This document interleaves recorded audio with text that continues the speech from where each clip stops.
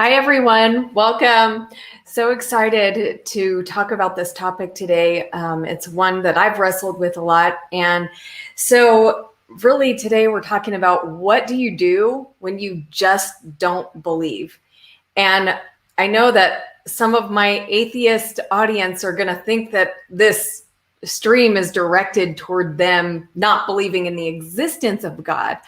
But actually, unbelief is not an atheist problem. It's a human problem. And even people who believe in God still have so much unbelief. And it's a huge problem for all of us. Now, Christians may believe in God. They may believe that Jesus Christ is the Savior, but we can still have areas where we just don't believe. And so what's the big deal about unbelief? Well, if we really believed that God is real, that this perfect God of love created human beings in his image, and that all the things that are said in the Bible, all of his promises in the Bible, if we really believed that those were true, this world, a lot of the problems in the world would be instantly resolved. So right now there's like 2.3 billion Christians in name, right? So even if all the Christians just really believed this, how different would the world be? And what if all the Muslims who believed in God really believed in this perfect God of love? Would the Taliban be able to beat people and set them on fire if they believed in this perfect God of love who loves human beings and who has put his glory in each human being? I don't think that we would be able to do that. If we really believed that the Lord is our shepherd, if we believed in his goodness, would people be grabbing for power? Would they be greedy? Would they be envious of each other? So many of the world's problems are just a result of not trusting in the goodness of God, not believing in his love, not believing in the promises that he's made. So, and this may seem like a controversial statement that I'm about to make, because a lot of people think that, God is all powerful. He can do anything. And, that just isn't the way that God has set things up. God has limited his power intentionally to give power to other beings. And there are ways that our unbelief can limit God's power to work in the earth. And I want to give you an example from scripture so that you can see I'm not just making this up. This is Mark chapter 6. It says, Jesus left there and went to his hometown, accompanied by his disciples. When the Sabbath came, he began to teach in the synagogue, and many who heard him were amazed. Where did this man get these things? They asked. What's this wisdom that has been given him? What are these remarkable miracles he is performing? Isn't this the carpenter? Isn't this Mary's son and the brother of James, Joseph, Judas, and Simon? Aren't his sisters here with us? And they took offense at him. Jesus said to them, a prophet is not without honor except in his own town, among his relatives, and in his own home. He could not do any miracles there except lay his hands on a few sick people and heal them. He was amazed at their lack of faith. So Jesus could not do any miracles because of their unbelief. And so we limit God when we don't believe in him. But there's, I want to give a suggestion, just a recommendation for what to do when you just don't believe. And that could be when you don't believe in God's existence, or when you don't believe in his goodness, or whatever you are struggling to believe. And the recommendation is have a fight. Have a fight with God. God throughout the Bible has interactions with people, and God honors people fighting with him. God made promises to Abraham, and they didn't come true for years. And Abraham kind of challenged God, look, God, you told me I was going to have an heir, but that really hasn't happened yet. So so Abraham wrestled with the promises of God. Jacob wrestled with God. In the book of Genesis, there's this strange story of Jacob wrestling with a man all night. And so Jacob, it was actually Jacob was wrestling with God. And so Jacob said, I'm not going to let go until you bless me.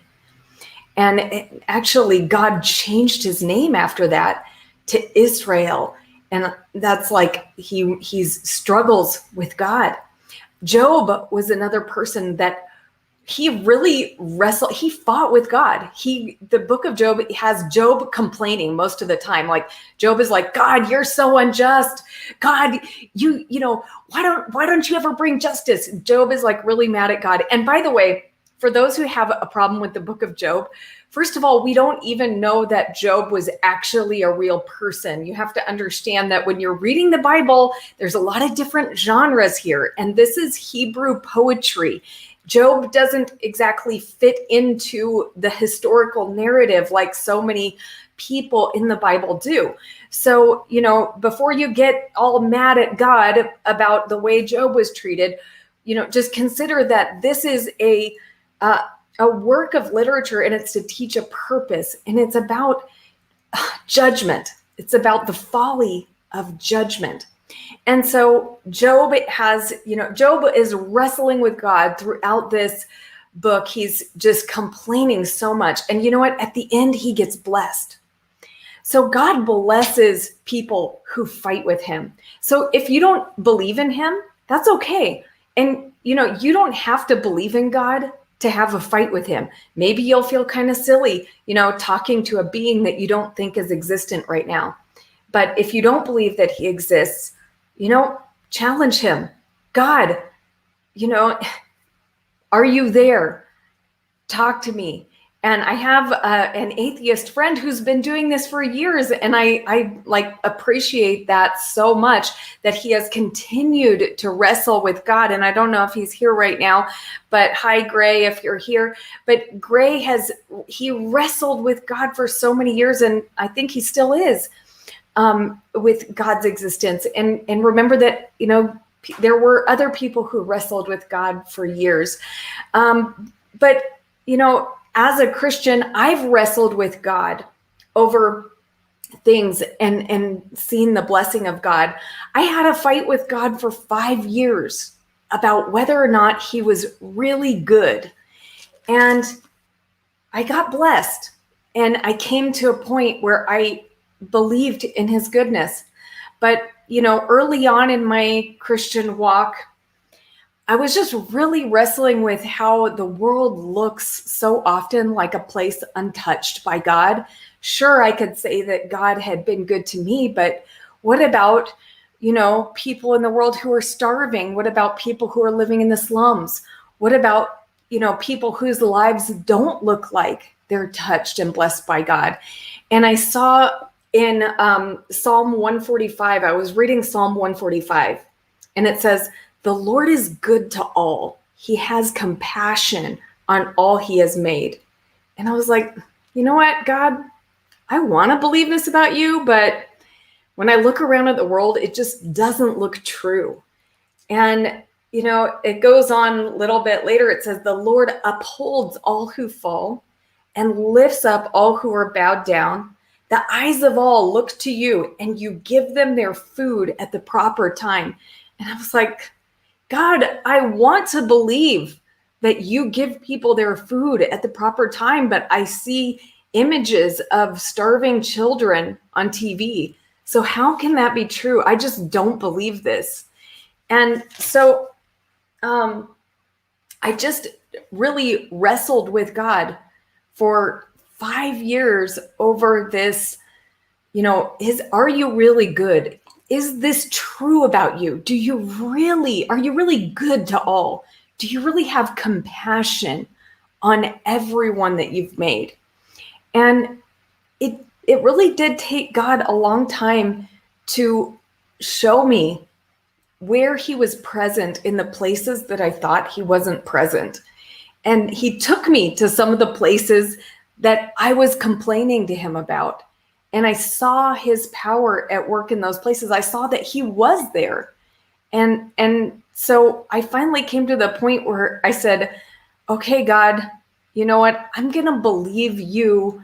I'm going to believe in your goodness because I've seen it, and I'm not going to believe what I see on TV. It's not that I don't believe that the things are really happening, but I now understand that whenever I see a tragedy, I'm only seeing part of the story. I'm not seeing where God is present in that moment or God shows up in that place. So that was one of my wrestlings with God. And thank you for all who are here. I can't read the chat right now or I'll get too distracted, but I do appreciate you guys sharing your thoughts. And in just a few minutes, I'm going to invite anybody in to come in and share your thoughts on this topic. I look forward to hearing what you guys have to say. So in fact, I'm just going to skip ahead because I was going to talk about another way that I've wrestled with God, but I'll just save that for another time. But, there's ways that I'm currently wrestling with God. My major wrestling with God right now and my fight with him is really about prayer, because prayer is just something I don't understand. And actually, my atheist friend, Gray, he was one of his atheist confessions to me was he was complaining about this verse, Mark 11, 22 through 24, where Jesus says, "Have faith in God. Truly, I tell you, if anyone says to this mountain, 'Go throw yourself into the sea,' and does not doubt in their heart, but believes that what they say will happen, it will be done for them. Therefore, I tell you, whatever you ask for in prayer, believe that you have received it, and it will be yours." I don't believe that. I just don't believe that passage. This is like one of the hardest things to me that Jesus says. I don't believe this right now, but I want to believe it. God, help my unbelief. God, show me how this is true. If this is true, how is this true? And this is my fight with God, because I've prayed to him. I've believed. And there's times when I have not seen and received what I asked for.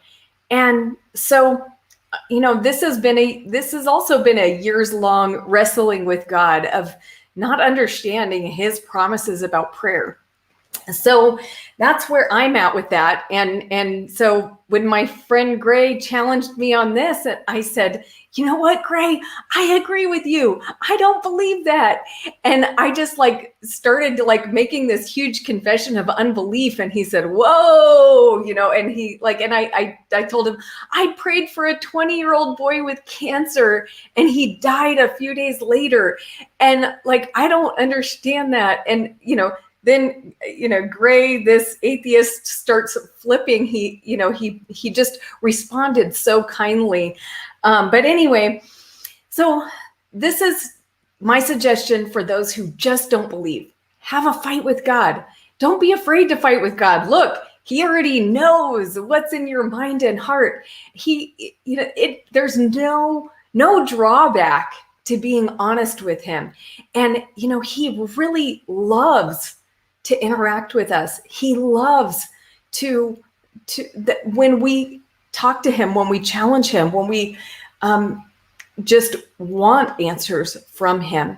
Now, he may not give them always instantly, and sometimes that's because of our own experiences and our own hardness of heart and different walls that we've put up and walls that have been put up around us. So sometimes it takes God a while to get through our walls. And some people are like, that's a cop out. God could just do anything he wants instantly. Well, that's not the way God has set things up. God has given you power. He's given you a mind. And he doesn't just take control of your mind. He doesn't force you to believe things. So anyway, I want to just stop there and like invite people to come on. And so please do come on and share your thoughts. Okay. So I'm going to go back and read some of these comments. All right, Matthew Simpson is here. I'm so glad to see you back. That's awesome. Kevin X Muslim, so glad to see you. Kim Arnott, and okay, I'm sorry I'm not mentioning everybody, but I have to mention this lady because she's been writing me some really awesome comments. And Nathan's coming on. So, hey, Nathan. Hey, how are you doing? Good. How are you? I'm okay, thanks. What are your thoughts on this topic? I think I need a more specific question because it's it's so broad that it's really it's difficult to. I mean, like if the question is what do you do when you just don't believe? I mean, yeah.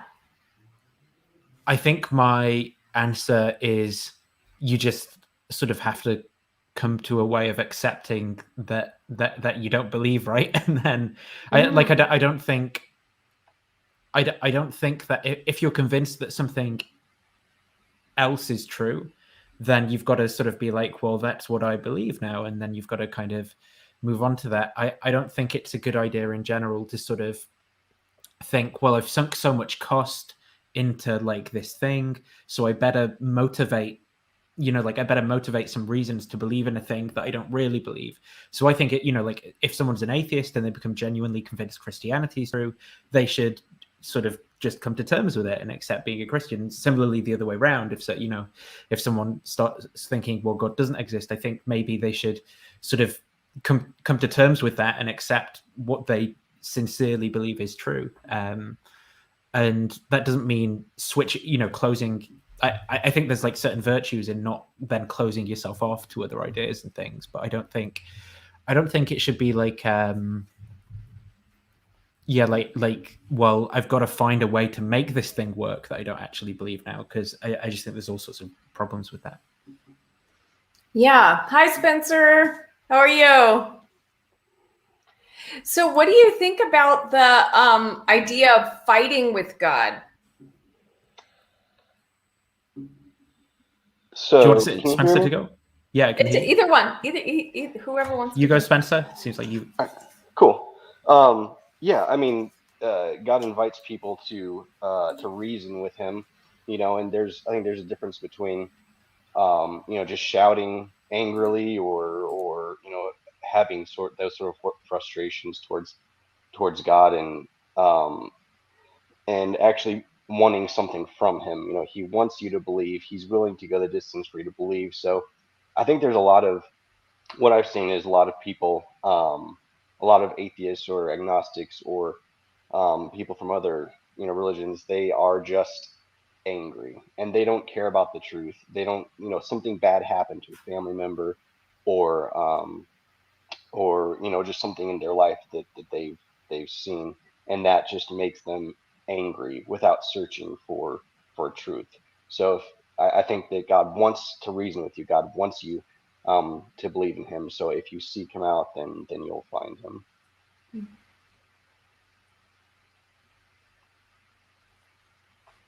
Okay, so Will S says, I don't think she fights or wrestles with beings she doesn't think are real, but she's asking us to. Yes, I am, Will. I mean, take it or leave it. If you don't think it's a good idea, that's fine. But, for those who, think, well, it's possible that God exists, then why not give it a try? I mean, I just don't see the harm in it, but I think what Will's getting at, which I do have sympathy for is like, for example, say you were talking to like a really committed polytheist, right? You know, so someone who believes in like the Norse gods or something. Presumably, you've not got some really, really tight logical argument or something as to why that can't be the case whatsoever. And so you know, presumably it's possible, and they'd be there saying, well, you know, what, just try it, just be really angry at Zeus, maybe curse him, do this ritual, but you're just going to kind of be like, well, it's just actually I don't know, my credence is so low in the proposition of these Norse gods existing that I'm just not going to really bother doing that, because it just seems like a waste of time or something. I mean, maybe if you're maybe the odd person who's really open-minded or something would do that for a bit of fun. But if someone's really not, you know, just doesn't think it's a live option, they don't think it's like logically impossible it's something for God to exist, it's not a contradiction, but it's just a really low probability for them. So then asking them to sort of like pray to God and be angry at him and stuff is going to just be a bit of a weird thing to do for them, I think. Yeah, I can see that. I took some notes actually while you were talking, and I was wondering if I could go through Sure. what I took down. When Jesus couldn't do miracles in his hometown, my sort of take on that is that Jesus wasn't forcing his power onto people. He would only do what they would allow him to do, right? So that's the whole free will argument, is that he could go in, he could cure everyone, do all these crazy miracles, but one, why is he going to force himself on other people's will? And then two, if they didn't believe that he was God, then who would they say was doing these miracles if not God himself? They could implant whatever deity or demon, like the Pharisees were doing, in Jesus's place, and say, well, kind of like the Pharisees were doing. Oh, it's he's demon possessed. That's how you can do these things. So that's sort of my take on it. Also, Job is mentioned in Ezekiel and James as well, and from the context that I read from those, is that they kind of refer to Job as a real person. So there's a little bit of Okay, a little cool. nugget. Also, God's existence is actually logical. God's existence is logical, it's historical, and it's scientific.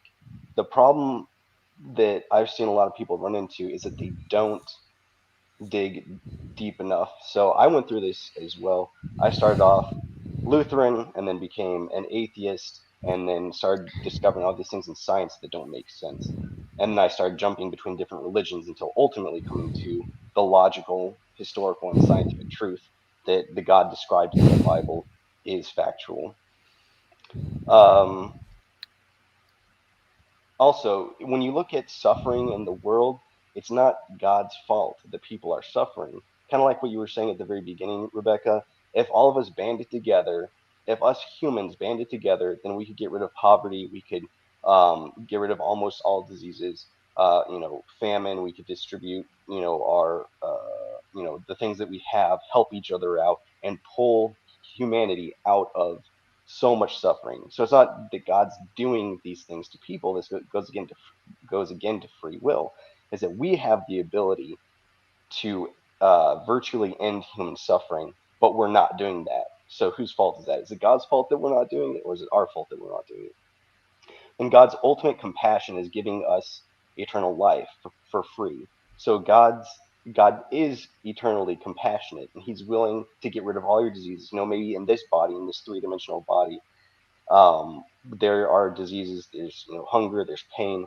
But this would just be a blip. If you're talking about eternity, then this 80 years, is just a tiny little blip of suffering in a perfect eternal life. And then I thought Rianton said something interesting. He said the Son and the Holy Ghost are a title and not a name. The only name is Jesus Christ above all names, which is cool. But you also have to remember that Jesus Christ is just the name that we're using at this moment. He has a name, a heavenly name that we don't know what it is at the moment. And then you said that you're struggling with prayer. And the way I look at it is prayer is keeping Jesus in the forefront of your mind, something called active memory where it's there in the forefront of your mind. And so the more often you keep Jesus in mind, the more often you're going to do his will. Because if you have that thought that you want to be like Jesus, you want to do the right thing, then you're going to achieve that, and you're going to be able to integrate Jesus into your life more.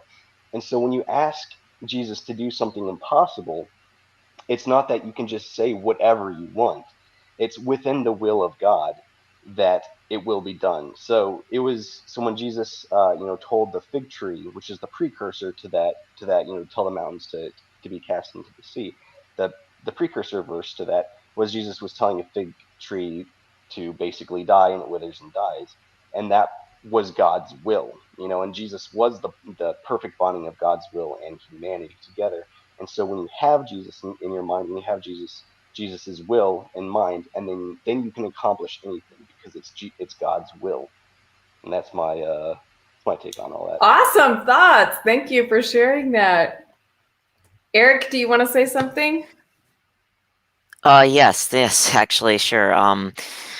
I mean, again, I know in the description you sort of broadly had this question about like what to do when you don't believe in, and it's like either his existence or God's love, and I mean, those are very different things, I think, and it requires a different thing for each of them. I mean, I do somewhat agree with Nathan that at a certain point, I don't think it would be helpful and to just like constantly pray to God if you really don't believe in him. Because honestly, I mean, there's only so much stamina you can have with that, I think, in if you're like an atheist. And I honestly think that'll lead to more frustration, and frankly it'll make things worse if it's done at the wrong time. I mean, that being said though, I mean, with regards to like whether you don't believe in God's love, it's it's tricky because a lot of people will be convinced, like in some ways, by God simply doing something from them or their life going well. Um, but I mean, of course, when your life doesn't go well, then it's gonna be conditional upon that. So, I mean, I would say that there really isn't a cookie cutter solution to it, but I don't think there's any. I think what you should never do is just simply bury it and pretend and just be a plastic person who just essentially says the yes, I believe this, even though I really don't. And because I mean, I was always sort of the plastic person who just sort of believed and said I believed every single thing. And there were some things that I just genuinely didn't believe for a while. And I was like, but it took me a while to sort of overcome the habit. And I'm kind of okay with at least have some of what I doubt currently, but I don't doubt God's existence. I know a lot of people do, and I know there are people who flat out don't believe that he exists, and that's fine. I'm not bashing them. I'm just saying that, like, for me, that's not a struggle. I understand it may be a struggle for some people, or it may just be a fact that they're not struggling. It's just you don't believe for whatever reason. But I definitely think and I can't really provide like a big thing because it's going to work differently for a lot of different people. But I can say that you should never pretend, or should never have to pretend like you believe something that you don't. Because honestly, that's just going to make things worse in the long run. And I've been through that, and it's kind of exhausting. So I hate that. I hate thinking of like just plastic carbon copy people who just, put a fake sort of smile on and everything. And I I don't hate the people who do it. I just don't like it in general, and I don't like being forced to do it at all. So that's sort of my take. I mean, it really depends on the situation. It may just be like somebody may be thinking that God doesn't love them because, I don't know, they didn't like. I mean, I had somebody who literally was just struggling with God's love because, their political party didn't win at the thing, and I'm like, that's not really a good reason because, I don't know, it's just America. I mean, it's just, to me, that's sort of petty in a lot of ways. I mean, at least in America, I think particularly, because I mean, our country is at least durable enough to sustain it. So, I mean, there are many other issues that are more serious that I really don't have, like, I can't possibly answer every single question. But again, like I said, and I'll stop rambling, but I think the absolute, like an absolute solution is to just never pretend that you're different than what you are in that way. So Yeah. Cool. Thank you for sharing. Okay, so Matthew Simpson asks, is doubt generally a good thing or generally a bad thing? I think doubt is a natural thing, and it can be a good thing. It depends where doubt leads you. If it leads you to seek and like to dig for truth, then it's a great thing. It's not just an okay thing, it's a great thing, because it is leading you toward more knowledge. But if doubt just causes you to like walk away from trying to find the truth, then I think it's a bad thing. What do you guys think? oh yeah. I mean, I kind of agree. I mean, I think doubt isn't like always bad. I think there's sort of this inherent stigma against doubt. I mean, like, I doubt a lot of things that are just false because I think that they're wrong. But I would say that, I mean, yes, I mean, I recognize that I'm a Christian. Obviously don't believe that, like, doubting God is a good thing. Do I think that it's a completely irredeemable, a horrible thing? No, I don't. I do think God still sticks with us in doubts. So, like, I don't think it's like this horrible, like, it won't be, it's not from a biblical perspective ideal to doubt God, but it's not this thing that is just going to just completely wreck your spiritual walk. And if it does, then I think that's more of a problem than anything else. So Go ahead, Spencer. So the way I've seen it is that the Bible describes two different kinds of believers. There's the people who believe that Jesus is God just because they believe, like the little children, right? In that story, where Jesus says, "Unless you have faith like these kids, then how can you be saved?" So there's those people, which I think God prefers. God loves like that open heart and that sort of childlike belief in Him. So there are people, so many people, especially previous generations, who are just like, "Yeah, I believe in God. I believe that Jesus is God, and that's all there is to it." And then where the doubt comes in is the people like me who need proof or evidence. And that's and if you doubt, that's awesome, because there's actual evidence, there's actual proof that the historical Jesus, the one written about in the Bible, is actually God. The problem comes into play though is that people get lazy. They don't want to do the work. They don't want to research history. They don't want to research science. They don't want to actually seek God. They just want to sit there and say, I doubt. And how can you prove that there's God when there's tons of proof? There's tons of proof. There's tons of evidence. There's books all out the place. You could probably prove it yourself, going down rabbit holes on the internet. Um, you could go out and talk to different church leaders, different religions, use the scientific process, and and then your doubt will actually be erased, because there is no other truth other than the historical Jesus. Well, it's interesting that you say that, because there's one person in the chat, Rob. I don't know if he's going to come in here, but he's there as Sentinel Apologetics. But that's exactly what he did. He just went on a search, and he came to the conclusion, that Jesus is God. And so, without any feelings or experience or anything, but he came to that conclusion from doing the research. Cool. Nathan, what do you? Well, there's a couple. Oh, you muted yourself, Rebecca, at the end of that sentence. Did you? Oh, okay. You okay? You were talking to someone else. Yeah, I mean, there's a productive and an unproductive thought in my head. The unproductive thought is to just accuse, people who would disagree with me about certain claims of being intellectually lazy, and then go through the reams of Stanford Encyclopedia articles that I've read, all the metaphysics books that I read at like 5 a.m. in the morning, all the professional philosophers and historians, and I could say, and people who want to just believe in the resurrection based on the facts, they only want to read the apologetics books. They're not bothered about studying classics as a subject, right? I'm not good. I mean, I've already done that, right? But it's very frustrating when people want to engage in the dialectic in that way. The original question, which was, is doubt a virtue, though?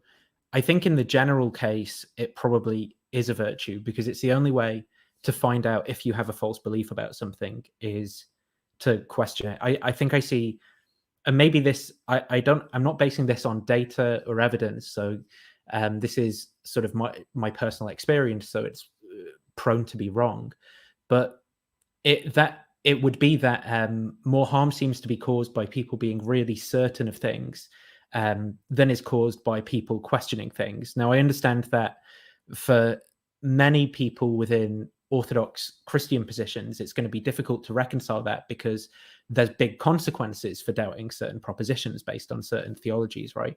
But I see, for example, like when I consider what a loving God would be like, I think that that they would, for example, be more that they would dislike more what people like the Pharisees would do, right? In terms of what's the phrase from the New Testament, making devouring widows' homes and so forth. But I think there's equivalents of that in the ways that people who are gay and stuff suffer under religious persecution or political ideologies and things like that get merged in with religion. I think that all the bad stuff stems from people being overconfident in beliefs which are really epistemically risky, and we should be more like epistemically humble about the kind of positions that we hold. So doubt is in general a virtue, I think.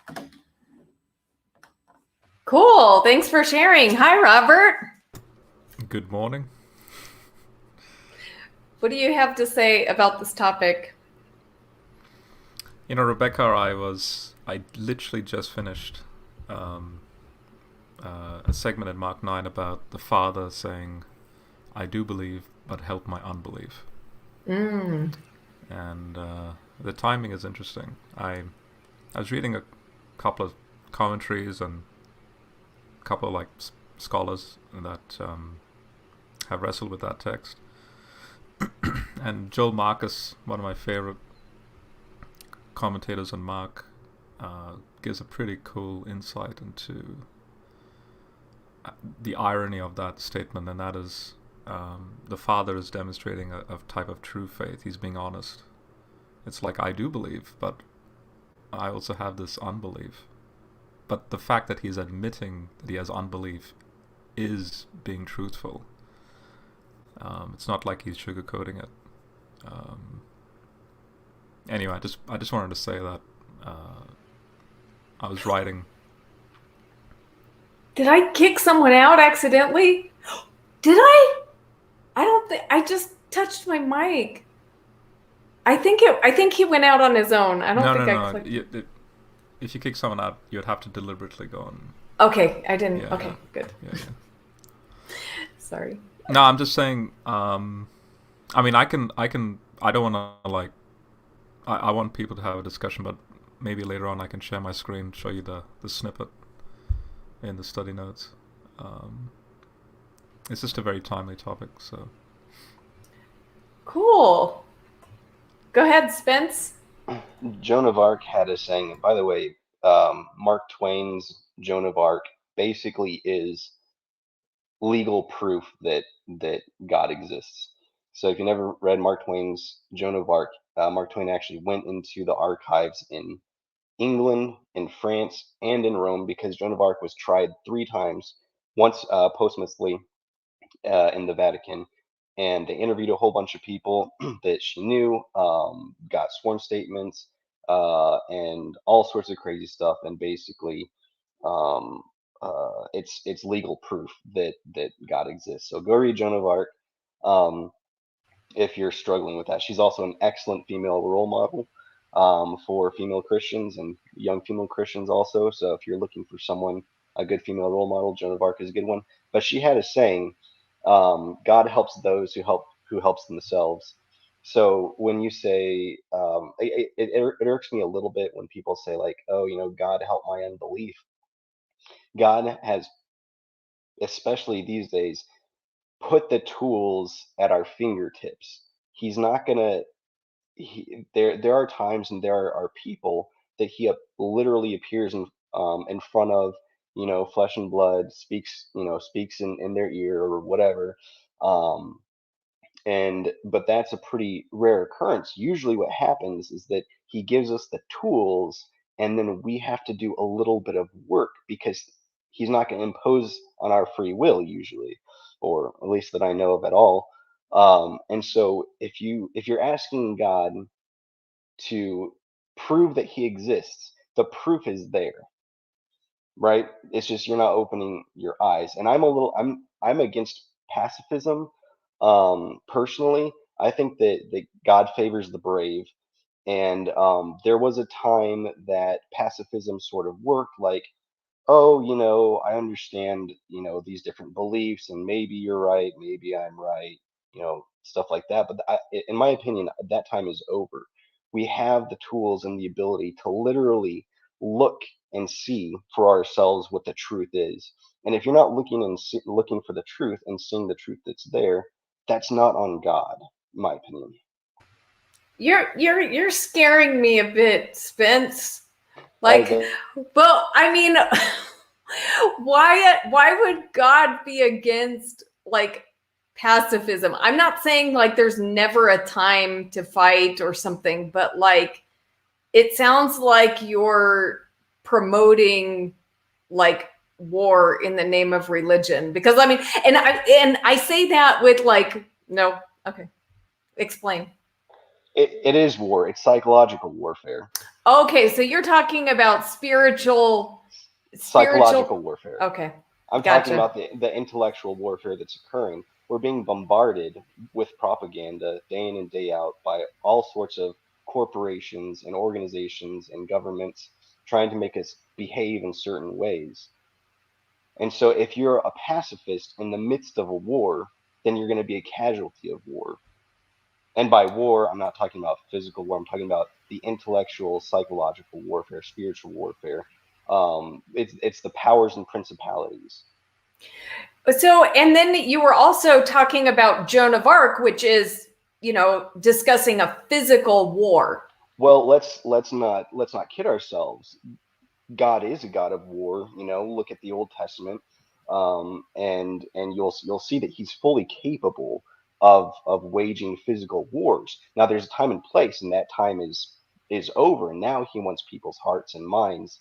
He wants people's intellectualism. He wants people to either believe on faith, or to seek Him out. Knock on the door, seek and you will find, and look for the truth and not be bogged down with all the propaganda.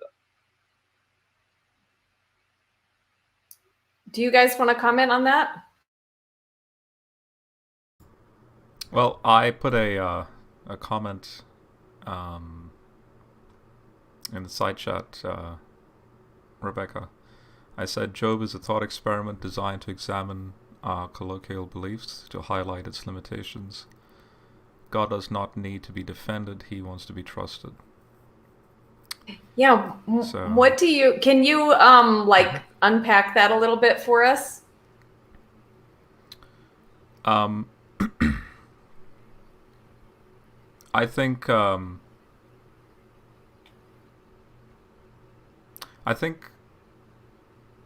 forget now if it was mentioned at the start of the discussion or sometime during the discussion, or maybe it was just a thought going through my mind. But this perspective of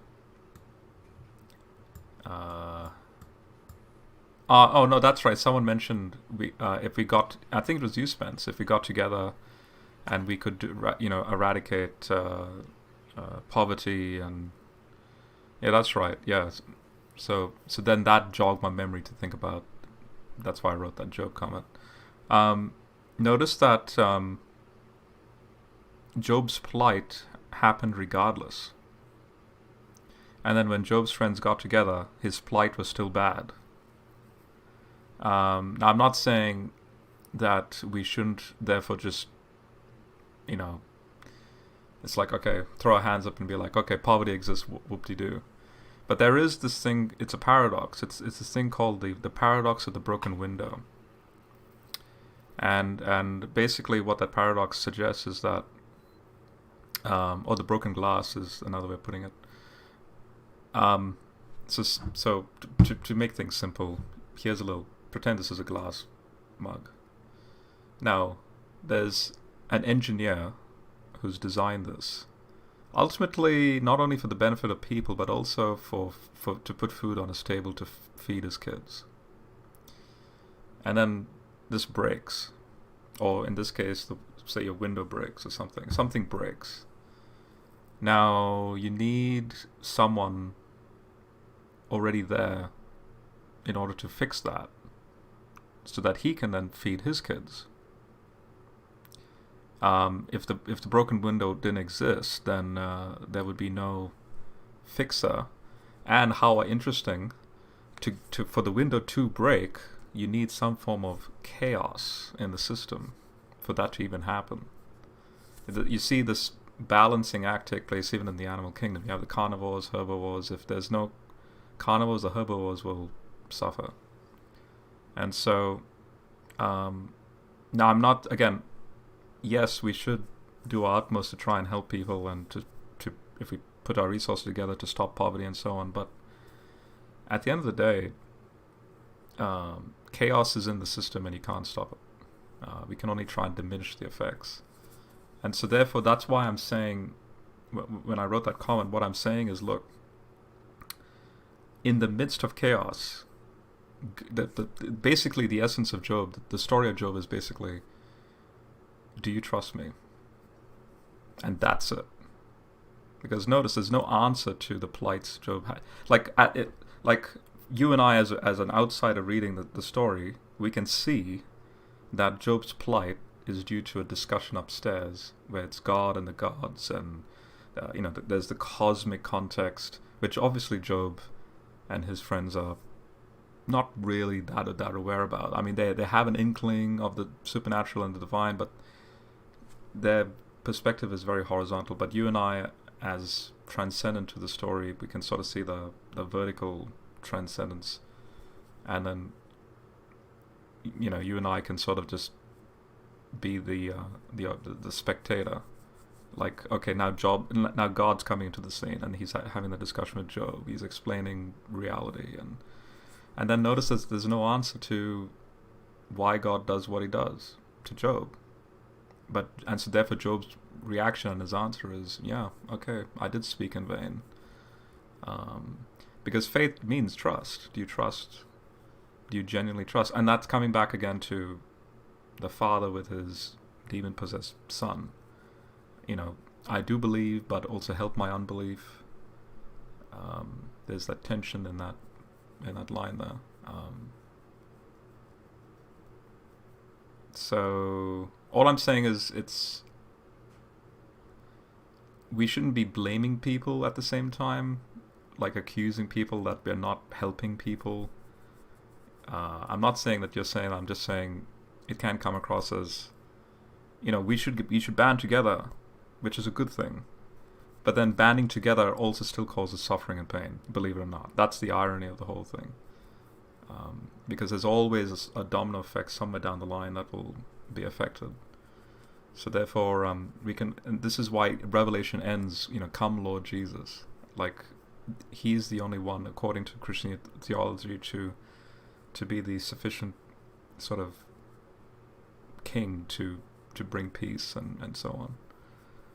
Yeah.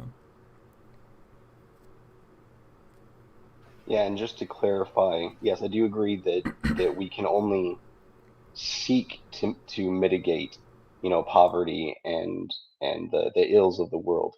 We can't eliminate it completely, right? Because not necessarily chaos. There's no such thing as chaos. There's only patterns too complex for us to be able to calculate, which is why God is capable of predicting events far in the future. It's not that he makes them always happen literally. It's that he can see them happen because of the patterns within the universe. That there are patterns, and he can make predictions through eternity.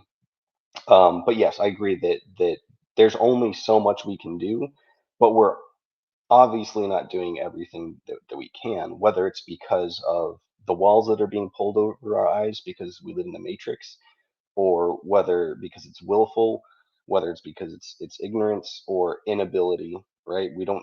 Some of us don't have the means to help other people in the ways that we want to.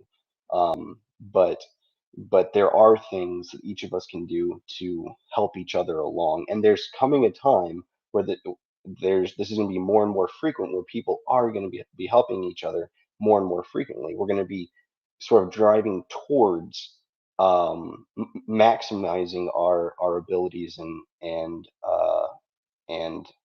capabilities in helping each other and cure diseases, get people out of suffering in general. But yes, there's only so much we can do. Yeah, and the point that I was trying to make about that is, like, if all of us really believed that every person that we meet is made in God's image, and we knew God's love for us, we knew God's love for them, if like we really believed that, then the world would instantly be a different place. And even for those who are suffering, if they, like, we would be better because we would, be helping others in the same way that we help ourselves. And so, like I said, although some of the atheists in the chat have really like seized upon this, my idea of them talking to God, they don't exist. This thing about unbelief is primarily directed toward Christians or people who already believe in the existence of God. I've never really wrestled with the existence of God, so I don't really understand that worldview that much, because that's never been something that I had to wrestle with. But I have wrestled with plenty of unbelief, and I still wrestle with unbelief. And so, like, in the different ways that God has like revealed himself to me when I've wrestled with the unbelief, I do feel like my relationship with God, my trust in God has improved, and my love for other people. As I've grown to know more of the love of God for me, then how can I not see the beauty and glory of each person that I meet? So that's my thoughts. Yeah, I'll read what Joel Marcus says. So he says, the father of the epileptic boy is therefore in this double-mindedness. So when he says, I do believe, but help my unbelief. So the father is a perfect symbol for the Christian disciple. Whereas logically faith and unbelief are opposites, in Christian experience they are simultaneous realities. The one who believes is always concurrently involved in a battle against disbelief. It is significant, therefore, that in the transition from the plea in verse 22 to that of verse 24, so there's a transition, the Father moves from an aorist imperative verb, help us, to a present imperative, help my unbelief, which implies ongoing action.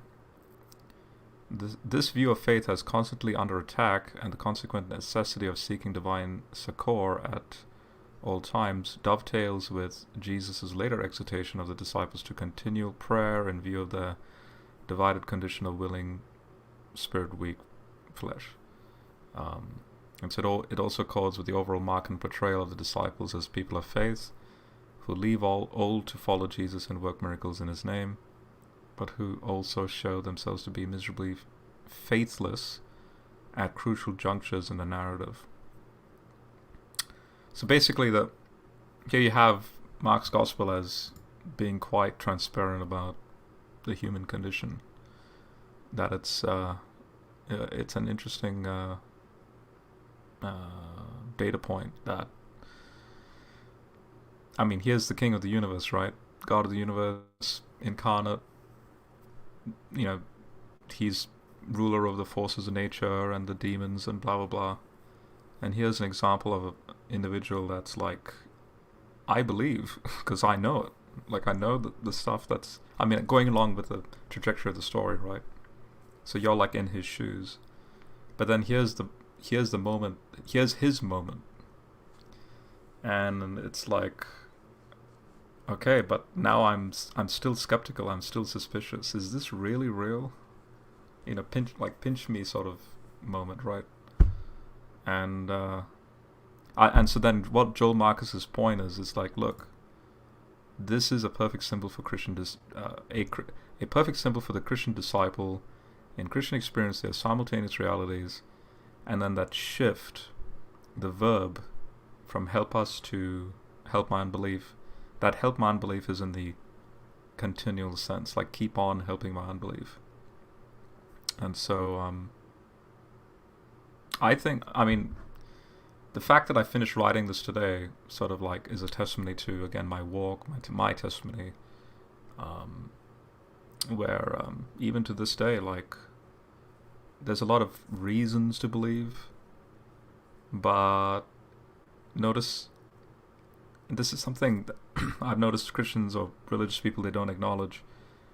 All those data points and reasons are like static in time, like they're in for the moment. But every day is always a new day, and every day you're growing older, and every day you feel different, you have different perspectives, and it's not like you have this like once-off sinner's prayer moment, you know, a couple of years ago, and that will do for the rest of my life. No, every day is like anything can happen, and so therefore the same applies to continual trust or no trust. That's literally one of the two options you have. Yeah. I know I'm taking a lot of airtime, so No, go. Cool. Don't apologize for that. Yeah. Quick response for that. So I think that because there was a time, you know, I can speak personally and also logically, where you have that sort of aha moment where it's like, okay, I think there is a God. I think that Jesus is God. But then, like you said, you know, it's a continual sort of, you know, straddling the line between belief and unbelief. But eventually, once you gain enough confidence, once you bond with the Holy Spirit strong enough, and your mind is there and your heart is there, then there is no going back. This is the idea of, like, once saved, like really saved, you're always saved, because no matter what's thrown at you, you can't put the genie back in the bottle. But that doesn't mean that you immediately know God to his ultimate self. When you accept, you know, Jesus is God. God is eternal. God is infinite, and so you can infinitely seek. This is the whole idea behind Kabbalah, the tree of life, and the Zohar in Jewish tradition, is that, you know, you can only obtain so much information about God in this life, but ultimately there's a point where God is infinite and you cannot know him. He is unknowable. Um, but that doesn't mean that you can stop learning about him and his nature and his personality throughout your entire life. So I do agree that there is a point, especially when you're you know, before you believe that, you know, Jesus is God, and then immediately after, kind of tiptoeing back and forth, and you learn something new, right? Like a couple of years ago, there was the hypothesis that we live inside a computer simulation, literally the Matrix, and, you know, had some physicists, you know, present their evidence, and I was like, oh my gosh, what if we live in a simulation? But ultimately, who is the programmer of this simulation? It's God. So no matter which way you look at it, the only reasonable explanation, the only logical conclusion, um, to this reality is that there is a God, and then I think that there comes a point where there's no turning back. Do you know about John Wesley's conversion? The name's not familiar. I may have read about it at some point. John Wesley, the Wesleyan Church. No? The Holy Club? The Methodists. So he was with the Moravians, Lutheran. Because you said you were Lutheran? Started out Lutheran when I was a kid, yep. Yeah. So the Moravians, very... In fact, I like the Moravians. They, when I read Zinzendorf, Kant Zinzendorf, and very interesting, sort of small, close community, Lutheran community in Germany. And Wesley was hearing a sermon from Luther's basically exposition on a chapter in Romans. And by then, Wesley is a Christian, speaks multiple languages, is a professor, scholar, all that stuff. And then in Wesley's testimony, like we're talking, I forget now, maybe he's middle-aged by then. He says, suddenly I had this peculiar warming of the heart where suddenly I actually believed. and then, yeah, because of that moment that he's never had before in his life, he then basically did what he did, and that is ride on horseback and be an open-air preacher. And that's I'm throwing that as an example where when you look back into church history, there's a lot of people that have this conviction, this like childlike faith conviction, even if they're young or maybe even middle-aged. But then it's not actually the faith, but at the same time, I'm not saying they're not saved. What I'm saying is, where it really suddenly really clicks. Yeah. It's again through God's providence. He knows the timing, the right timing for those moments to happen. But so for me, it took me 5 years. And so 2015 was then the start, but then like 2017, 2018 was when I then had that emotional experience as well. And I started in 2010, my experience. Wesley is just an amazing one because he didn't plan the trip. He's just on this boat or somewhere where he's listening to this sermon, and then suddenly it hits him, the simplicity of the gospel. Like, really? You can actually trust Jesus, and that's all you need to do? And yeah, it hits him. So, yeah, I just want everyone, like, people in this room and also people listening, that it's okay to have doubts. It's okay to have quote unquote unbelief. It's okay to read, because the Psalms are full of it. There's a lot of Psalms that don't end nice. It's just it starts with bad and it ends bad, and then that's it. And God Habakkuk the prophet. Go ahead. Sorry, I didn't mean to. No. Go for it. Habakkuk is a big complaint against God. So. Jonah. Yes. Jonah ends with, but the funny thing about Jonah is that Jonah loved God. He loved God, and not just God, but he loved his reputation. So back in Kings, Jonah was told to speak to this evil Israelite king, and Jonah's like, no, but he's just evil. I don't want to bless him. God's like, no, I want you to go and bless him. So it's really humorous. Jonah goes to that king, and he's like, you evil king, God blesses you. It's just this, you can see the tension in his voice.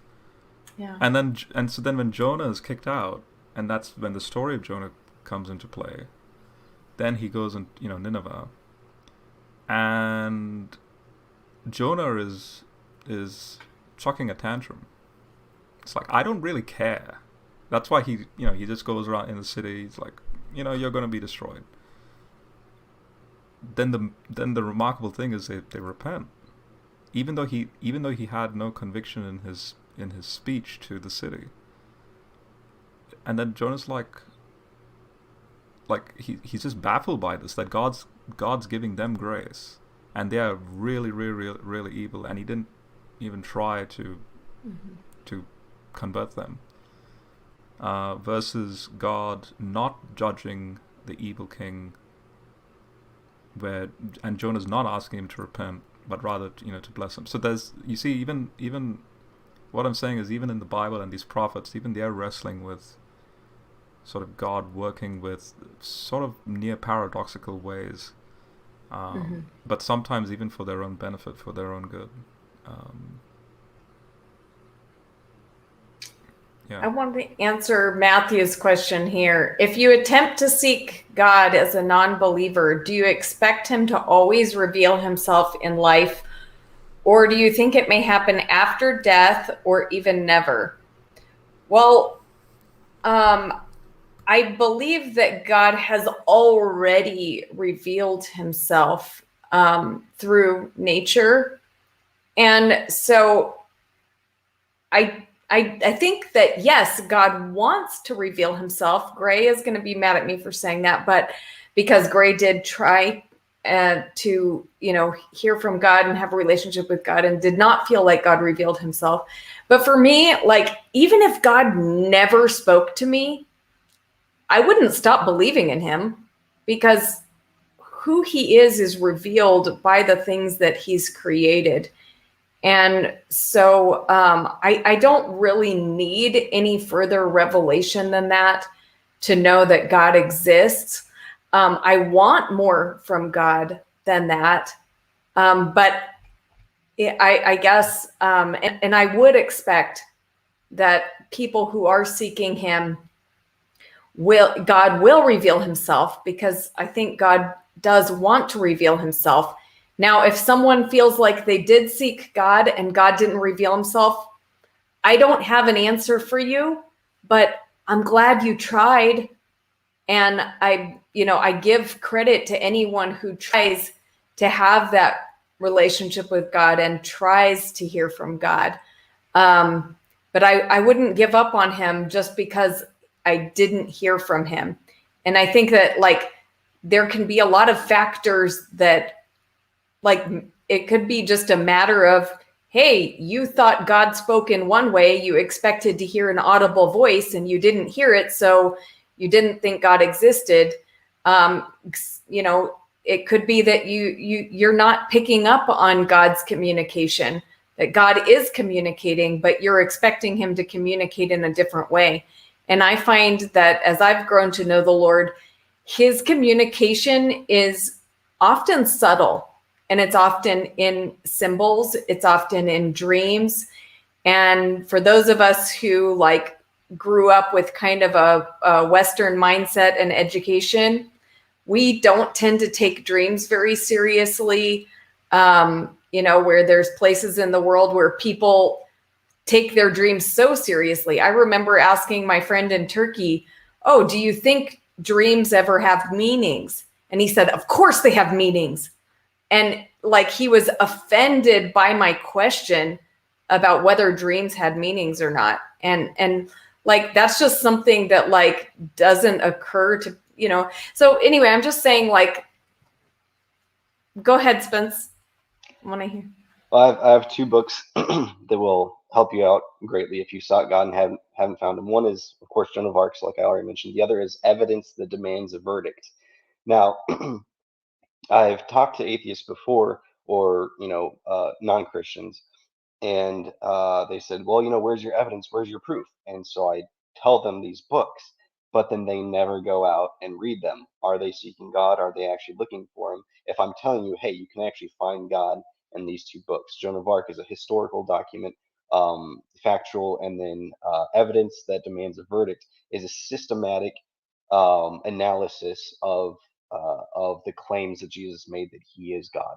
It goes into history. It goes into other religions. It goes into logic and explores. It basically breaks down the argument of Jesus saying that he is God and shows how that is the only conclusion that there can be. So if you're actually looking for God and you can get access to a couple books, Joan of Arc, Mark Twain's Joan of Arc, and then Evidence That Demands a Verdict.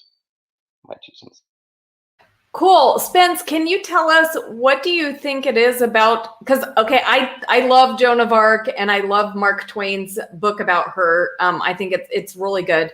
But I would never point to that book and tell someone that that's like proof of God. So what is it about that book that you think is like proof for God? Joan of Arc made multiple predictions of the future, and they all came true. And that's she knew things she shouldn't have known. She achieved things that nobody else was able to achieve. And then the 3 testimonies, like I said, the testimony of the French, because they thought that she was insane at first, and then she proved that she was completely sane. The English, the British, thought that she was a witch. She proved she wasn't a witch, but they killed her anyway. And then her case was brought to the Vatican 20 or 40 years after her execution. And they re-examined all the evidence, re-interviewed every single person who had ever met her, and they also concluded that she was sane and that she did the things that her people claimed and that she claimed that she had done. So, like I said, you have 3 bodies, three courts, and they're all basically enemies. Well, the French and the British were enemies at the time, so there was no reason for them to agree with each other. And the British were trying to prove that Joan of Arc was evil, demon possessed, or insane, and they couldn't do it. And then they brought when the case was brought to the Vatican, which is an impartial party, then they also came to the same conclusion. So you have her allies that didn't start off as allies. They thought she was crazy to French. They became her allies. They have a testimony, her enemy's testimony, and then a neutral party's testimony spanning 40 or 50 years. And all of her predictions were confirmed. Everything that she said would happen basically happened. Cool. I mean, I love like her story, and I love the, visions and things that she got from God, and I believe them.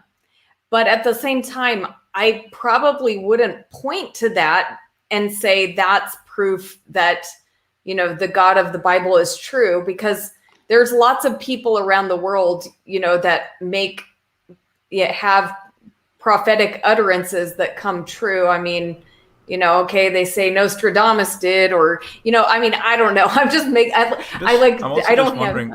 yeah, go ahead. I'm just wondering, Spence, which Christian tradition now because you were Lutheran, now atheist, then I follow the new the expanding revelation of God's personality. So I don't really adhere to your typical whatever, because there are things that even newer sects of church are getting wrong, but things are being revealed more and more and more, and we're drawing closer and closer to God as time progresses. So I don't want to limit myself to a certain mindset and Is it similar to that Michael Petro Voice of Healing? Are you familiar with that one? I'm not familiar with that. No. Okay. Because I had a bump in and I gave Rebecca the recording of that. That was a weird one. Wait, so then is this a group that you're with? Like, what's its statement of faith? So my current predicament is that the newest, something that through literature and evidence and facts, it's been revealed to the world that dunking somebody in water for baptism is not actual baptism, that we've been missing the point for several thousand years, and that's kind of taking attention away from what baptism really is.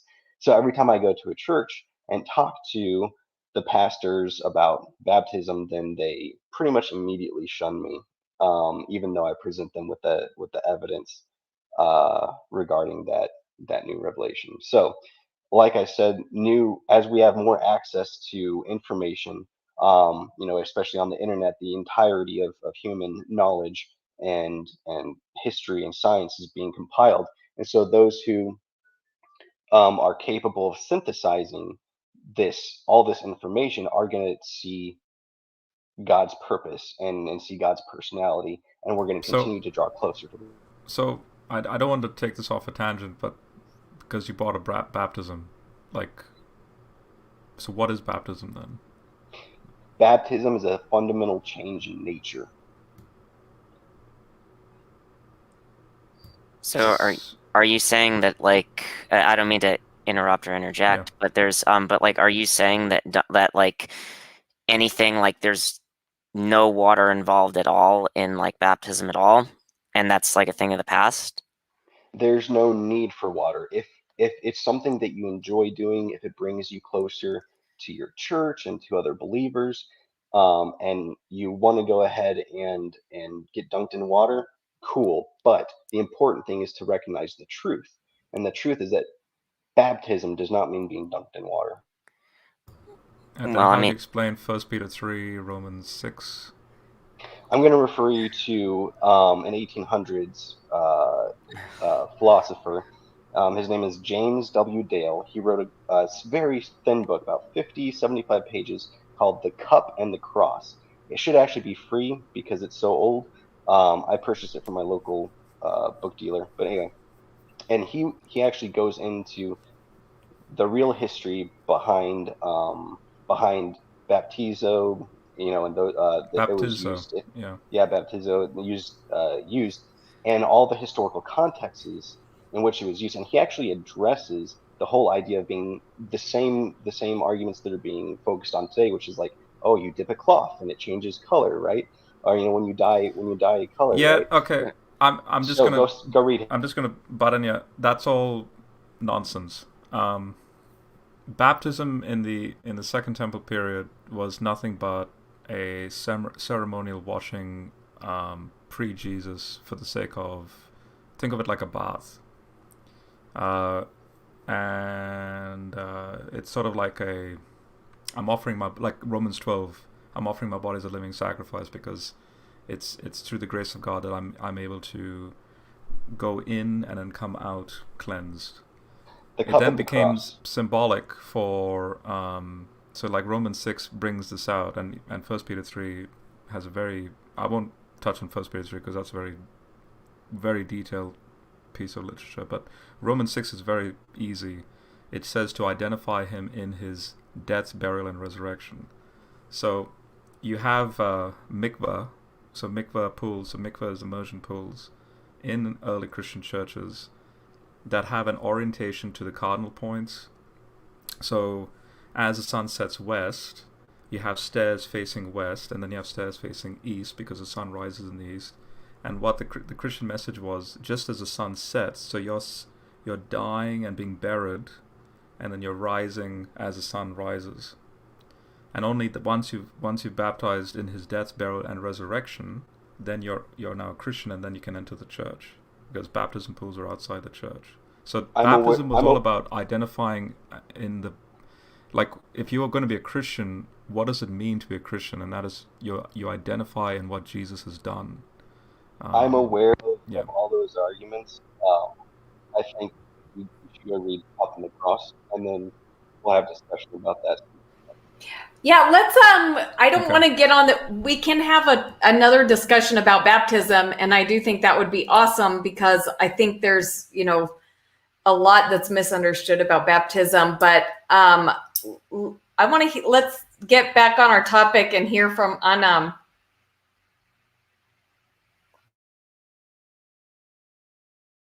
Okay, he's gone. I guess he just left. Yeah. So, cool. Well, does anyone else have thoughts they want to share about maybe even okay, here's Nathan, you can share your thoughts. No. I don't know if in the side chat if you want to. Oh, nice to see everyone. Hi. I really like the topic. I took a break from work to go into it. Awesome. Yeah, I feel like we all have doubts sometimes. And so it's something that, people who are believers, we should admit readily. We shouldn't be scared to admit, hey, look, I have doubts. Like, we all have doubts, moments of doubt. Another quote, though, that came to mind when everyone was discussing Joan of Arc is Salman Rushdie, the writer of the Satanic Verses, who was a controversial writer in the 80s. He writes that the opposite of faith is not disbelief. Disbelief itself is a kind of faith. The opposite of faith is doubt. So, there's also that kind of crippling doubt that we're kind of discussing. But I mean, if I had a point, it would just be to say that, so we all have doubts, but God guides you back, and I feel that's something I feel very deeply. And so you just have to pay attention and try to see the ways. But like you say, Rebecca, that might be a personal experience that we're fortunate enough to be guided back that everyone else may not have. Thank you. Cool. Thank you for taking a break from work to come and share. Yeah, and if you don't mind, I mean, I know that there was a question asked a while back before, like, we got into the discussion of baptism. So, I mean, I can answer. Like, it was about like whether a non-believer can always expect God to hear from them. I think it was, or something. It was from. I mean, I'll just briefly touch on it. I mean, I don't. I'll be honest. I mean, it's a deep question. Do I think that a non-believer is always going to have like some sort of big, huge reveal? I don't think so. I don't think God's going to have like that. He's going to have like a huge, tangible, audible voice or something. I mean, I ultimately do believe that the evidence does lead to Christianity, and that's another discussion that, I mean, not to get into it too much. Do I think everybody is going to come to that conclusion ultimately? I don't. No, I mean, I don't. I don't know, like, exactly, because I mean, I have had plenty of people who've also who are non-believers in my life who, I mean, gave what I thought was a good answer to a lot of their questions, and I can't say whether or not it was just me or it was just something else, or maybe it just genuinely wasn't a good answer. But I mean, I don't like formulas with questions. I'm very much anti-formula in general. I think that, yeah, that I am fortunate in many ways. I realize that that's not everybody's experience, but I do think that, yes, I don't think God is going to simply abandon somebody like in every way. I do think that, again, it's a broad question. I mean, yes, there are some people who haven't sought answers, and I do think those people exist. I do think there are also people who, who I've known who have sought answers and simply haven't gotten them, at least not yet. I mean, I don't think so, but I don't generally like to give formulaic answers to things in many ways. And I may sound like I'm dancing around the question, but I think that I do think that it can happen, and I wouldn't close it off. And I don't think it's good to frustrate yourself. And I think in some cases, because there are cases where people have stopped seeking for God, and then God, due to other prayers before, maybe even years before, have answered them even when they just quit, like, maybe even 5 years ago. And I'm not going to like guarantee anything. I'm not going to just sit here and say, just wait another 5 or 10 years and then you'll find it. But I mean, to answer your question, I do believe God desires all to be saved. I think first or Second Timothy, I think, says that. So I don't think he's going to just sort of pass up opportunities in that way. But at the same time, I'm not going to guarantee the specific way that he's going to do something. But there was also another verse that for any Christians who are doubting that I do think is here, which says, it's in 2 Timothy 11 through 13. It says, "Here is a trustworthy saying, if we died with him, we will also live with him. If we endure, we will also reign with him. If we disown him, he will disown us.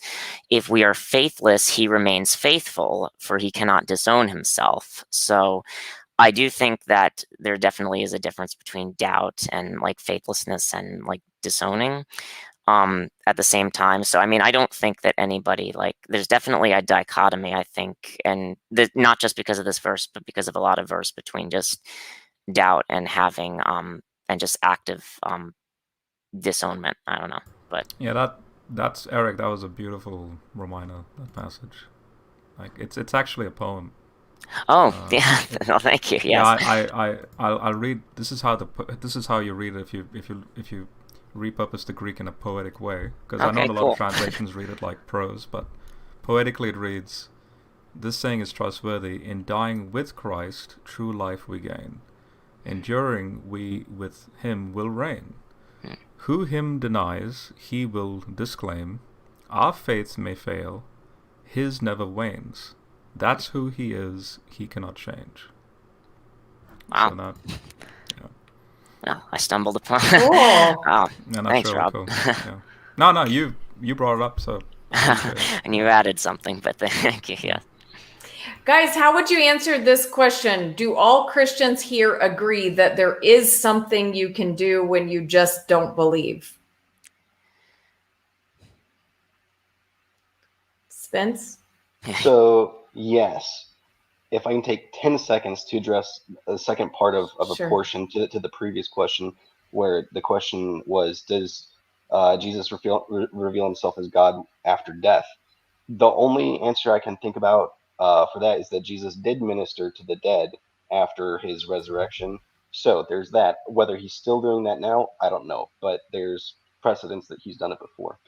And as far Cool. as, is there something you can do when you just don't believe? I mean, honestly,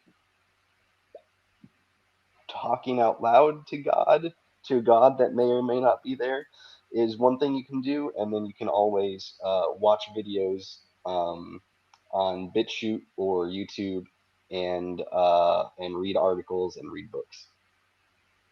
And what do you guys say? Nathan, do you think there is something you can do when you just don't believe? And we've been focusing a lot on the thing I didn't want to focus on, which is like just simple belief in God's existence. Like this could be when you just don't believe something that God has promised or said about himself. So like, do you think there's something you can do? Okay, it can be the existence thing, but I don't want to like totally focus on that. yeah. I think the stakes are very different between the two, depending on where you're at, though. So if you don't believe that God exists, right, there's going to be very different stakes to if you do believe that God exists. So someone who's doubting the existence of God is going to be a very different sort of set of suggestions that you might give them as to someone who believes in God but is questioning, whether God is loving or whether God's omniscient or whether he keeps his promises or something. So in terms of someone who doesn't believe in the existence of God, is there something you can do when you just don't believe? I'm not actually as convinced myself. The most consistent way that I've tried to work out the kind of biblical, like the relevant verses in the Bible that you'd kind of construct a systematic theology out of, and trying to do philosophy myself and think about these things, is that I think that what grace might be is a kind of second order desire, to talk in like contemporary philosophy terms. It would be like a secondary, a second order desire for like those attributes that are a part of God. I mean, and the model of God that I'm going with is like a Neoplatonic one. So there's all these assumptions baked in. But the problem is that I don't think that you can like, it's sort of like the smoker might kind of want to quit smoking, right? Like you have this second order desire to quit smoking, but you still smoke. And I think that model sort of applies to religious commitments and belief as well, where you sort of might have this desire to believe, but you just kind of can't bring yourself to believe. And I think it might only be on the theistic model through like literally through an act of grace that you can be brought to believe. I don't think we can just sort of there's all sorts going on. Like, I mean, I think belief in God might even be an irrational commitment that lies like foundationally in a web of beliefs. So even the kind of the kind of thing that's going to cause you to believe in God, it's more like what's going to cause you to fall in love with me, right? I can't just give you an argument or something. I can't. It's going to be there's going to be a sort of like wooing process or a getting to know process. And what would that be? Well, that might be like friendships through the church and all things like that. So that's a very different question to, you know, if you are convinced of some sort of theism, well, what do you do when you just don't believe in some particular attribute of God? Well, I think the first is to question, why do you like care, right? Why do you care if you just don't believe that God is loving? Because I think in answering that question, it's going to tell you something important based on the particular circumstance that you're in. But I mean, it's going to depend on all these assumptions, because if you're questioning whether God is like answers prayers or something, then to say, well, just pray about it, right, is going to be a bit of a bad answer, because that's just, you're just like assuming the very thing that someone needs. I don't think there are these general answers. I think there's just particular cases, and as a person who cares about someone else, you just try and figure out what's true through discourse and thinking about the questions, meeting people where they're at, and that's all there is to it. And if it turns out, I mean, maybe it turns out, right, that you have got a false belief about God. Maybe you've got this idea about I mean, like, all the Protestant denominations can't be right about everything, right? So chances are you've got some false beliefs somewhere, even if you encompass them all within Christianity. So maybe you're wrong on some of those things, and it's not like you're going to go, oh yes, I'm so glad I found out I was wrong. Like, we're resistant to finding out that we're wrong. It causes, all the psychological literature shows that we hate cognitive dissonance. We avoid it like the plague. That's why people join cults, and when the prophecies fail, they get even more committed to the cults and things like that. So yeah, I don't believe in like a general suggestion. I just think it's going to be really complicated depending on the situation. Just a quick question, Nathan, about that. We don't want to accept failure or something. I know I used to feel like that when I was younger, but now I don't know. Now I'm going to throw this to you. I'm not going to say, like, in a cliche way, it's the Christian faith that changed my mind. I'm just going to say, let's just call it maturity, I guess. Especially in the science arena, where if something genuinely is interestingly like, ooh, that's new, and that sort of like changes the perspective. Oh, did Nathan go? He fell out. Yeah. He'll probably be back in a few minutes. Yeah, okay, but that's right. I'll wait for him to come back. Well, I just want to mention to Kim, because Kim put in the chat, oh, sorry, I didn't mean to make your focus on existence if that's not what you wanted. I just didn't want any atheists to feel picked on, because I didn't want this. So I'm happy to answer those questions. My reason for not focusing on it was that I didn't want this to be like, all you atheists, you need to believe, I wanted it to be like, like more of a well-rounded discussion, but I'm happy to talk about it. So there's no reason to apologize. And Nathan's back, but let me just share this one real quick. Her question was also aimed at some Calvinist understanding. So I guess the question about whether, is there something you can do, or has God just chosen certain people and not chosen other people? So it's like hopeless. I'm guessing there's not any Calvinists in this group, but well, I mean, what I was expressing there was like, I do think that kind of model of second order desire is somewhat like the Calvinist model, in that it takes I think libertarian free will is just a completely incoherent notion, to be honest. So I wouldn't go with this sense of you just will yourself to believe something, because I don't even know what that. I don't even think it makes any sense to. I shouldn't phrase it like that, because a lot of people believe in like agent causation or whatever, but I don't. And I think it's just way more complicated than that. Like I was saying about all these factors that come into us making a decision about anything. Well, there's going to be like these relational factors and these factors to do with like what your lifestyle looks like, how's your like psychology as you go through like a day-to-day thing. I don't think it's just going to be like you've given someone some premises, right, and a conclusion that follows, and then they're just going to say, oh, that articulates where I'm at or something, because there's all these like pre-rational commitments and things that we have that make up our psychology. I also don't think it's just like, you know, God kind of pokes you in the sensus divinitatis and you begin to believe or something.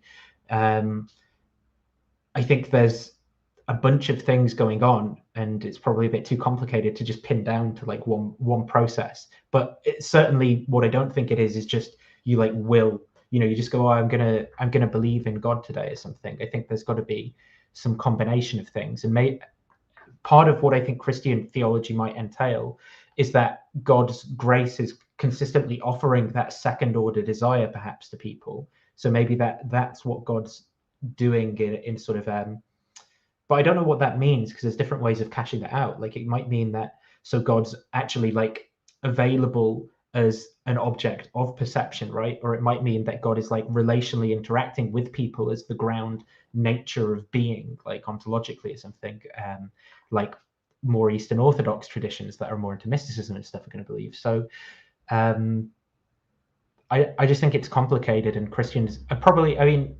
who am I to give advice? But I think Christians might be better off just sort of being like, yeah, I don't really have answers to those questions. Here's a few ways it might look. It's kind of interesting to think about. But I mean, to be like, yeah, this is the linchpin of like the system of systematic theology, you know, the institutes or whatever. It's not a good idea. Cool. Thanks for sharing. So yeah, I think that's true. It's not like a formula, like, you know, like Eric said too, you know, it's different for every person. Rob, did you want to respond to what Nathan was saying earlier? Because Nathan, you fell out right when like Rob was trying to respond to you. You said failure or something, right? What did I mean by failure? Do you want to rephrase? It was more of a clarifying question about when you spoke about the psychology of people that they don't want to admit that they're wrong. Yeah, the cognitive dissonance stuff. Right. Now, I'm not denying that, but I'm speaking just in my psychology, and that is, I could say the Christian model definitely helped me to become more humble and selfless and sort of like a team player. Like, oh, you have that insight? Oh, great. Let's look into it. Like that sort of motivation, rather than, oh, how dare he have that insight? I'm jealous, and I need to try and refute it. Kind of like that tension you saw between Newton and Leibniz. That sort of, rather than actually working together. And now I'm not saying a lot of the scientists have tension amongst each other, although there are. You can't deny there are. Like, money's on the line sometimes, but I don't know. I can't help but think of like this famous.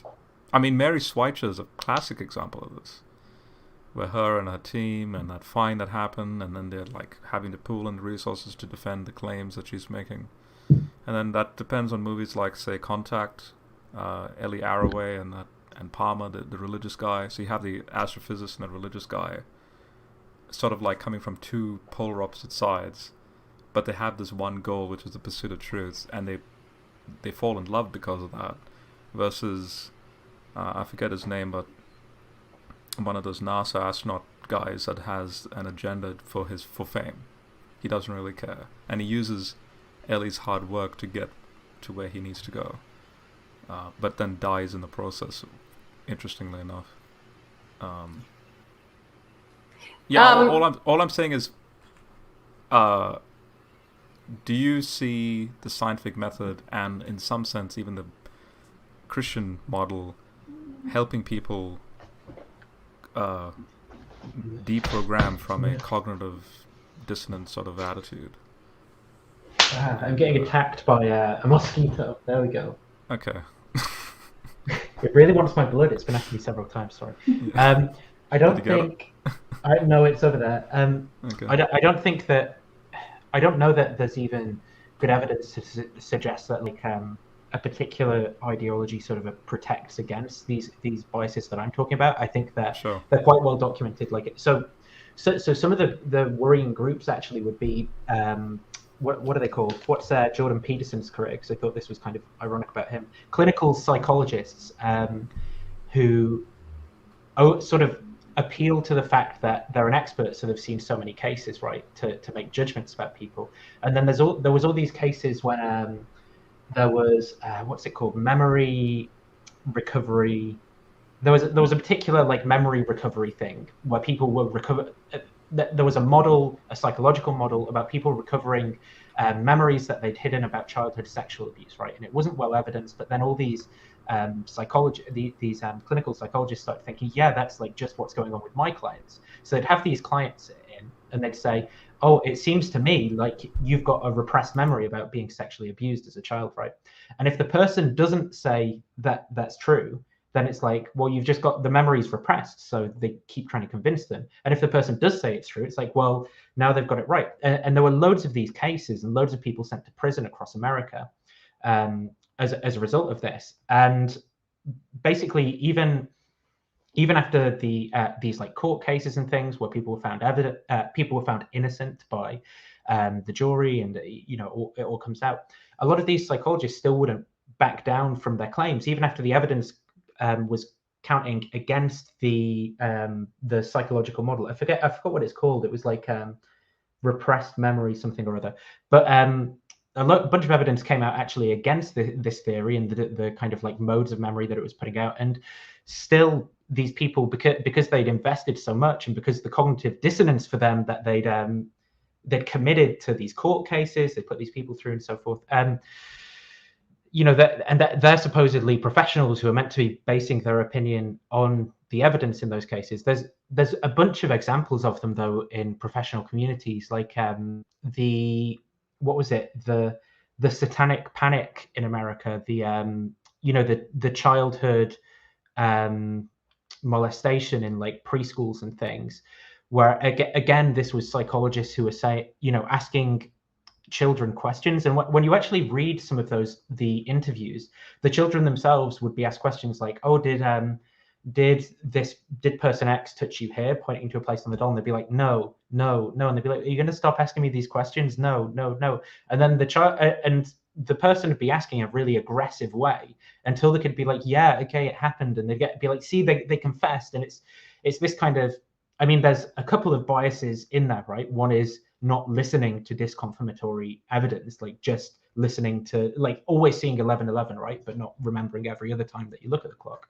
But the second one is the role that dissonance is playing in terms of like us trying to avoid the pain of paying attention to that disconfirmatory evidence, being willing to go with rationalizations for positions that don't agree with the evidence in order to ease over the cognitive gaps. And Leon Festinger in When Prophecy Fails was also, he was the first guy to put forward the cognitive dissonance theory model, which was basically going into, groups of people, cults that were making predictions about prophecy, and then the prophecy wouldn't happen. And then when it didn't happen, people didn't go, oh, it didn't happen. So they actually would become even more confident in the belief of the cult, right? Because now they were like extra committed, and it was really painful for them to think about that they could have been wrong about these costly commitments that they kind of signed themselves up. That everything you just said there. So in other words, in a nutshell, you're basically saying regardless of who you are in this world, all of us have a type of baggage. And just that we're really kind of like quite bad at reasoning in general. And then that leads to that. But then, just very briefly, when you spoke about the bad baggage, when people join cults.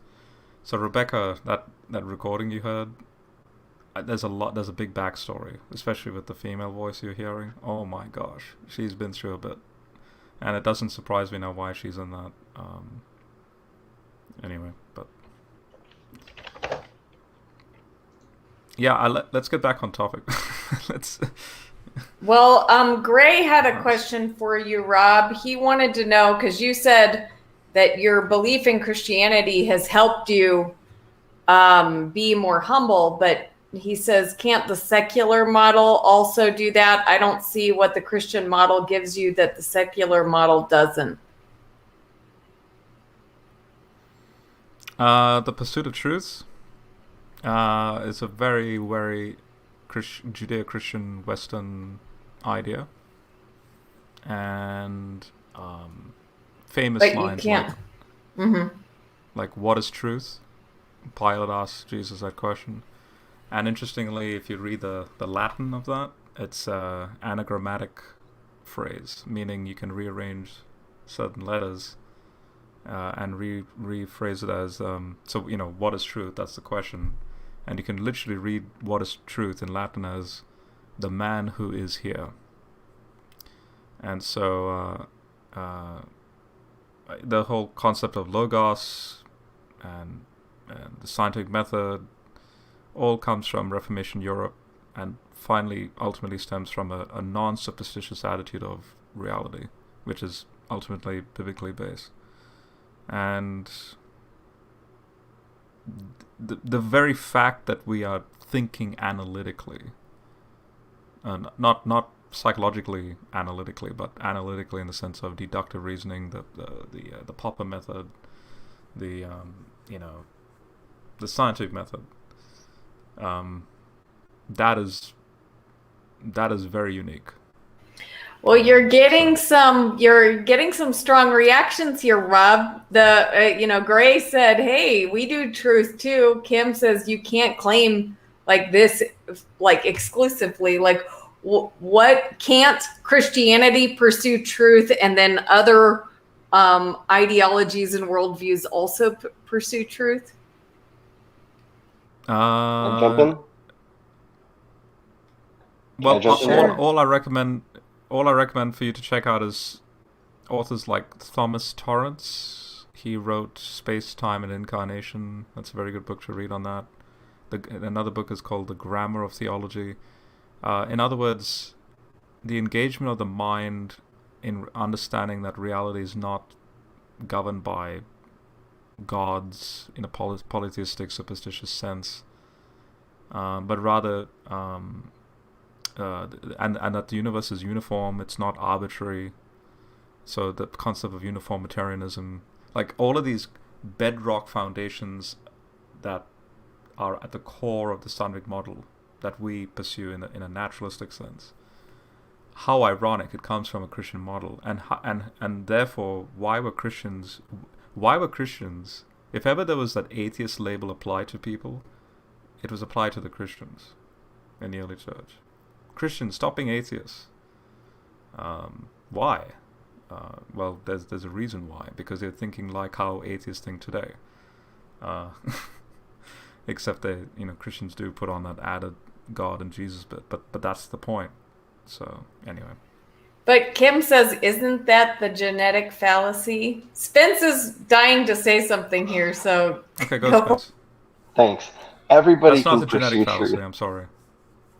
Yeah. Everyone. Spence, no, you're good. You're good. Everyone can pursue truth. It doesn't matter who you are, what religion you belong to, whether you're an atheist, if you believe that the world is flat. Even not to pick on anybody, because I looked into flat Earth as well. But when you pursue truth, then you have to end up with a conclusion. It's the logical conclusion. When you pursue truth, the only logical conclusion, the only true conclusion is that the Bible represents the most comprehensive and accurate depiction of reality and of God that we have.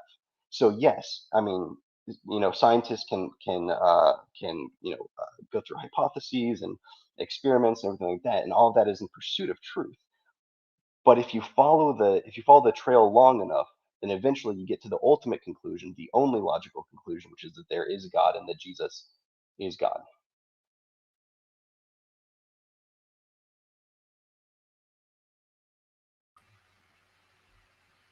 cool. Does anyone else want to share anything on this topic? I find it implausible that truth is a guy with two holes in his hands, is what I'll say. What can you explain that a little bit more? Well, I think the most plausible theory of truth that I've and like it's obviously contested just like everything in philosophy, right? But is the deflationary theory, which is also what William Lane Craig holds to. And if you don't believe me, you can watch a discussion between him and Joshua Rasmussen, where Josh is arguing that certain abstracta exist. Craig is not a big fan of abstracta because, well, basically because he did his PhD on the reviving the Kalam cosmological argument, which committed him to a bunch of really risky philosophical positions, which he's then spent the rest of his life like defending, even when other Christians disagree with him about things. And one of them is that abstract objects don't exist because they can't be like a candidate kind of explanation for certain things that Craig wants to say only his particular model of God can account for. So, I mean, that's just to say, to come back to truth, is that, well, what truth is, what that word denotes or stands for, what the work that it does in language is to represent whatever is the case in any particular situation. So you might ask, well, is John guilty, right? And that's true, just in case John is guilty or John did the crime or whatever we might mean by guilty. Maybe we might mean psychologically he feels guilty, but whatever the meaning is that we mean by guilty, John is guilty just in case John is guilty. You might ask, is the cat on the mat? Well, that's true just in case the cat is on the mat. It's not true in case somehow it participates. And this is what I find implausible about the competing, the Jesus's truth theory. I mean, like, I think it's a beautiful thing in John, and I think it's kind of cool that that's the oldest fragment of John that we've got, right? Is the what is truth bit with Pilate. But as like a metaphysics of truth, I just don't think it makes any sense. Like, what is the relationship between the cat, the proposition the cat is on the mat is true, and a man with two holes in his hands? I don't think that they're anything alike or that they've got anything to do with each other. Now, if you get into like this metaphysics of like intelligibility and logos and so forth, maybe we're a bit more on track, right? But I think that's completely different from saying like a guy with two holes in his hands. Because and the reason I phrase it like that is just because that's just like a particular material concrete state of affairs, and whatever truth is, I don't know what I can really appeal to. It just seems so obvious to me that truth is just whatever is the case. Like, yeah. I agree, and I don't think Jesus, being the truth, like, has to be this like. I mean, it's just a metaphorical way of talking about who Jesus is, but Rebecca, it's not like that all relates to. Go ahead. Jesus is al-Haq, right? Because I think you speak Arabic, so Yeah. Anyway, no, that's just a tongue-in-cheek thing. Yeah, but like you said, truth is what is like what is. So yeah. Well, I just find the thing that I find really weird is, I don't know, so a lot of people who are coming to apologetics from a very particular kind of place, they will say things with rhetorical oomph like, no worldview but Christianity can account for truth, right? Or can it? But the problem is that on the most plausible theories, like a deflationary theory, or even, I mean, the second most plausible candidate might be some kind of Platonism, right, where there's like a form of the true, like an abstract object that propositions participate in, or something. Neither of those is Christian theism. Like, so they can be a subset of a Christian theistic metaphysic, right? Where maybe the Platonic form is like a part. Well, it wouldn't be a part of God, but it would be identical. Just to clarify, God. Inflationary theory? Are you talking about deflationary theory? Oh, no, deflationary. Yeah. Okay. As in, so the idea is that you kind of like deflating the sense that there's some like essence, but even if you go to the idea that there is some like essence of truth, right? Then you're just committed to that there is some kind of abstract entity that is identical, that is truth itself, that true things participate in, you might say. Or maybe you might be like an Aristotelian and you say, well, truth inheres in true things or something. But The point is that neither of those are let me Christian put it- theism. Yeah, okay. In fact, brilliant. I think everything you just said was brilliant. Let me put it this way then. When Paul interacts with, as Acts 17 says, the latest ideas with all these philosophers, which are they're already like 300 years in the making since Plato and all that. The point is, and the irony is, even though the philosophy, which is also the sort of bedrock for Western philosophy as well, is there, those same philosophers are superstitious. The irony is, the Christian message is saying, stop being superstitious. Let's go along with the same philosophy, but there's no such thing as the gods governing this thing that you think is governing, I think it depends who you attribute that to, though. I mean, for example, in Plato's works, right? I mean, there's just as many interpretive problems with Plato as there are with the Bible and trying to get like the historical Jesus or whatever. But I mean, like, so Plato's putting words in in Socrates' mouths. Like we only have Plato's. Well, we also have Xenophon's account of Socrates, and they're both a bit different. But we have Plato's account of Socrates. He's putting words in Socrates' mouth. So when Socrates espouses a theory, it really is unclear with Plato whether it's like, well, is this what Plato wants us to believe? Is this what Socrates believed? Is this what he wants us to think Socrates believed? But at least when we come to read things like the Republic, it becomes clear that Plato is sort of saying, well, there's a political role in actually myth making about the gods, but it seems that Plato is, he's let's throw a number out there, 350 BC, but it's not exactly right. So before Jesus, before the New Testament times, right, we've got Plato, and he's writing about this idea that, well, he thinks there's a greatest soul, which he writes about in Book 10 of Laws. He thinks there are these these ideal forms of things, and he seems to be committed to some form of theism, right? He thinks there's a God that's identical to the form of the good, which is like the highest form. But in terms of the superstition and mythology, as we might call it, he seems to be aware. He combines his philosophy in the way he articulates it to people with mythology, but he's saying like he's doing this deliberately. So as in, for example, the ideal state in the Republic, that mythology can be used to control people, where there's enough like truth in it that the bronze or the silver bloods, as they've been kind of categorized, are going to be able to kind of get along with the myth and stuff like that. Now, I'm not saying that that's a good way of doing things. I'm not saying that's a good way of doing things or anything like that. What my point is that I think these earlier philosophers are still aware of. It's not like I don't think it's like Christianity just comes along and everyone's like a superstitious pagan or whatever. I mean, even a lot of the early Christians are as superstitious as their kind of contemporaries, right? At the same time, in terms of coming up with certain theological beliefs as they try and make sense. You see this in Paul's writings as well. Yep, like he's warning people, stop doing that. Yeah, other Christians. Okay, excellent. Therefore, my quick responses of my encouragement is Plato and people like him are brilliant in the sense of they just like pop in world history scene. They come up with these perspectives and they share these ideas which are cutting edge. And yet, in the larger, now in hindsight, right, in the larger history of not just humanity but even the grand cosmos, but at the same time having, say, the model of, say, the biblical epic from Genesis moving forward, Plato's like a drop in the ocean where he comes in, says what he's saying, and then how interesting, going back again to Acts 17, Paul surveys all of history that's then leading up to that one major event that all of history is led up to, which is that Jesus stuff. And at the same time using the cutting edge ideas of Greco-Roman philosophy.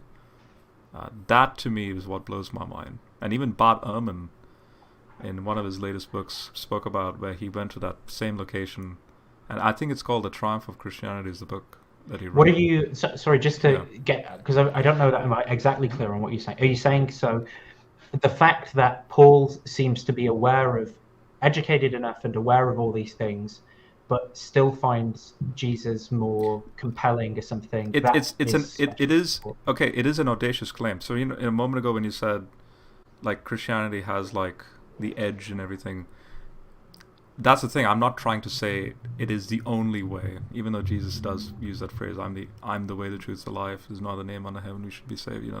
But just for the sake of charity. I mean, he also says, "I'm drawing all unto me." So, I mean, that would be sure. good to go And with. for the sake of charity, I'm not saying dismiss everything. What I am saying is, people like Paul have an edge over Plato. Even though Paul is educated within a Hellenized culture, and at the same time as a Jew, see, he's like a double-edged sword. But what's interesting is, the Jews have something that the Greeks don't. And that's the hindsight of the Old Testament and the history of the Old Testament leading into Jesus. That's what's so ironic. The Hellenized culture literally just emerges within 2 centuries prior to the first century stuff, and then that's it. So yeah, I'm not sure that I would agree that it hasn't had a massive impact in a bunch of ways. I mean, I think even a lot of the most prominent ideas of Christianity that have had the most effect have as much to sort of weigh on like Aristotle or Plato as they do, like Augustine, for example, definitely has as much to lay on like Cicero right. as he does on but certainly I mean you can't take out and then Augustine's like this massive influence for it. I just don't think that it's as clear cut as that. I think any picture of like the humanists like Wesley or like Erasmus, I think any picture of inspiration is going to have to take into account all these other any coherent picture of inspiration is going to have to take into account all of these sort of other sources and interesting ideas that people have had that are actually can be difficult to distinguish between. I mean, the Bible is clearly unique in a lot of ways, but I mean, Plato's also unique in a lot of ways, and it's not clear to me that one's so much better than the other, and in terms of influence or anything like that. Yeah. But if the Old Testament has validity with respect to a continuation of God's story, so to speak, like an epic, epic drama thing, then that means everything, especially with the Jesus narrative. And that's Paul's point. Spence, what do you want to say? I was just going to comment on that previous statement by Nathan that the Bible is as unique as other literary works, which I completely disagree. It's unique by far. There's thousands of books written by intelligent people attempting to describe reality, but there's only one collection of books scattered throughout 1,000 years, as far as we know. The Vedas? The Vedas, right? You're telling me about Hinduism? Is that the Indian text? No, that's a little different because that describes a coherent narrative, the same story, and is consistent throughout all sorts of different people. It's not just a prince and a doctor or something. It's people from all sorts of walks of life scattered throughout all different parts of the world, all collected into one place that tells one single story. And that makes it more unique than any other collection of books or any singular book that's ever existed. Cool. Guys, I want to get back. I want to go back to the topic and just ask you guys for personal experience of a time when like you had unbelief about something and then you like somehow overcame that unbelief, and how did that happen? So we haven't heard from Eric in a while. Do you want to share? Yeah. Well, actually, I have a few stories, but I'm deciding which one. So, I mean, I guess one of the things that, I want to tell some stories that I haven't already told on this channel. So, because a lot of things I don't want to repeat myself. But I mean, there were times when I constantly thought that, I wasn't really like that God sort of just that God sort of just tolerated me, and that I was kind of like just whatever. I was just this like, yeah, he kind of superficially cares about me, but I'm just like, he's kind of like whatever, and that sort of thing. And I was just very I was sort of discouraged in a lot of ways, and I just was in many ways I was just so it was just a purely doubting thing. But I had one time even said that and I was in a Bible study, and I was sort of like and I was just sort of talking with people, and almost randomly there was a person who just sort of said to me that,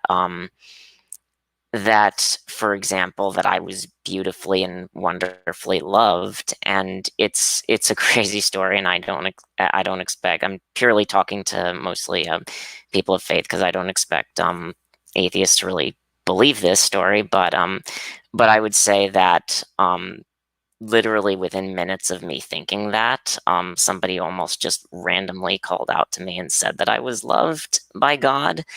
And I was just like, that was really weird. And they even, because I sort of thought that I would get sort of like, because I was thinking, well, all right, if God really wants anything from me, he'll just sort of get me, he'll put me in sort of this weird little position. And I'm like, all right, cool, whatever, that's fine. But no, I got the prophetic word that I was essentially, that I would one day be talking before people. And while I haven't talked before like people in public in at least a while, it's still a story that that sort of gave me confidence in God's love in me specifically.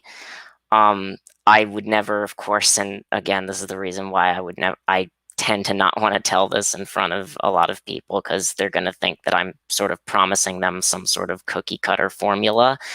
But at the same time, I do think that I have come to the conclusion that God does love me. And I mean, I believe he loves everybody theologically. Um, but I mean, that would be one way in which I've been experienced in receiving God's love again. So. Cool.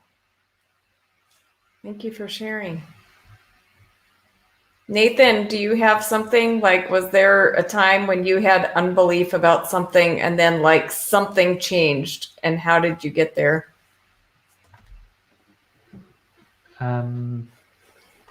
Probably. I mean, like my mind's changed about a load of things. I'm trying to think of something. One thing that's sort of relevant that I was thinking about as you were talking earlier as well is actually, I remember, I mean, after being like a really committed and convinced evangelical for a year and a half or whatever I was, then I remember as I was sort of on my way out of that sort of, I mean, I'd had various doubts over a couple of weeks or something, and then all of a sudden I think the sort of dissonance became too much. But I remember praying to God, like, well, why is sort of like you suggested, actually, in a kind of angry way, whereas I'd always had this sort of Calvinist view of fearing God in prayer and stuff. Well, I was sort of like, well, why is the world this way? Like, that's absolutely like horrible of you to do that if it's this way. Like, why is my life like this? That's just like, and the fact that you're capable of helping but not helping in the state that I'm in, and you know that I'm in right now, I'm incredibly upset with you. Why weren't you doing it? Like that was sort of how I was feeling it. But I was expressing that in prayer, but I also really felt it at the time. I was angry and also crying at the same time, and nothing happened, right? And that was definitely like disconfirming evidence for me in favor of like against theism, really.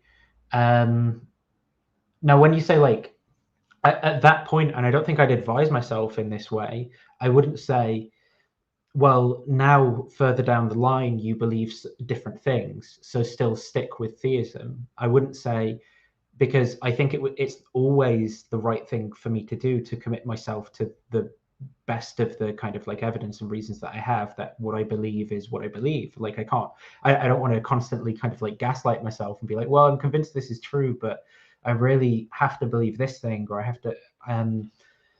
So I think the best thing for me to do at the time was certainly to like have credences in accordance with like the best evidence that I had available.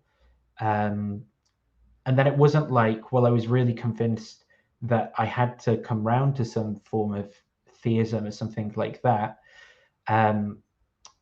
It was just more like I maintained an interest in it and kept looking. And then there's certain versions that came out as live options for me. And then now I kind of sit around like, okay, well, maybe that version could be like a live option, right?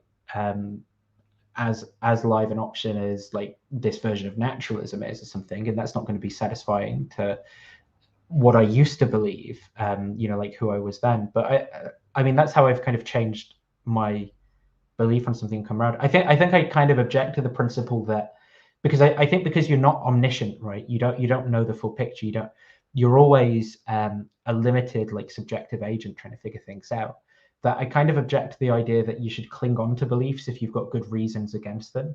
So maybe I'm sort of against the principle of like this idea of, well, like abandoning a belief and being convinced against it, but then like clinging to it and coming back to it. I mean, like I think if you do that because you've got good reasons to do that, like great, fair enough, but you shouldn't just like do it as some rule of thumb or something. Yeah, and I appreciate about your journey that like you came to that strong belief in evangelical Christianity, and then you actually, as you were interviewing people, your beliefs started to like shift, but you were continuing to seek truth.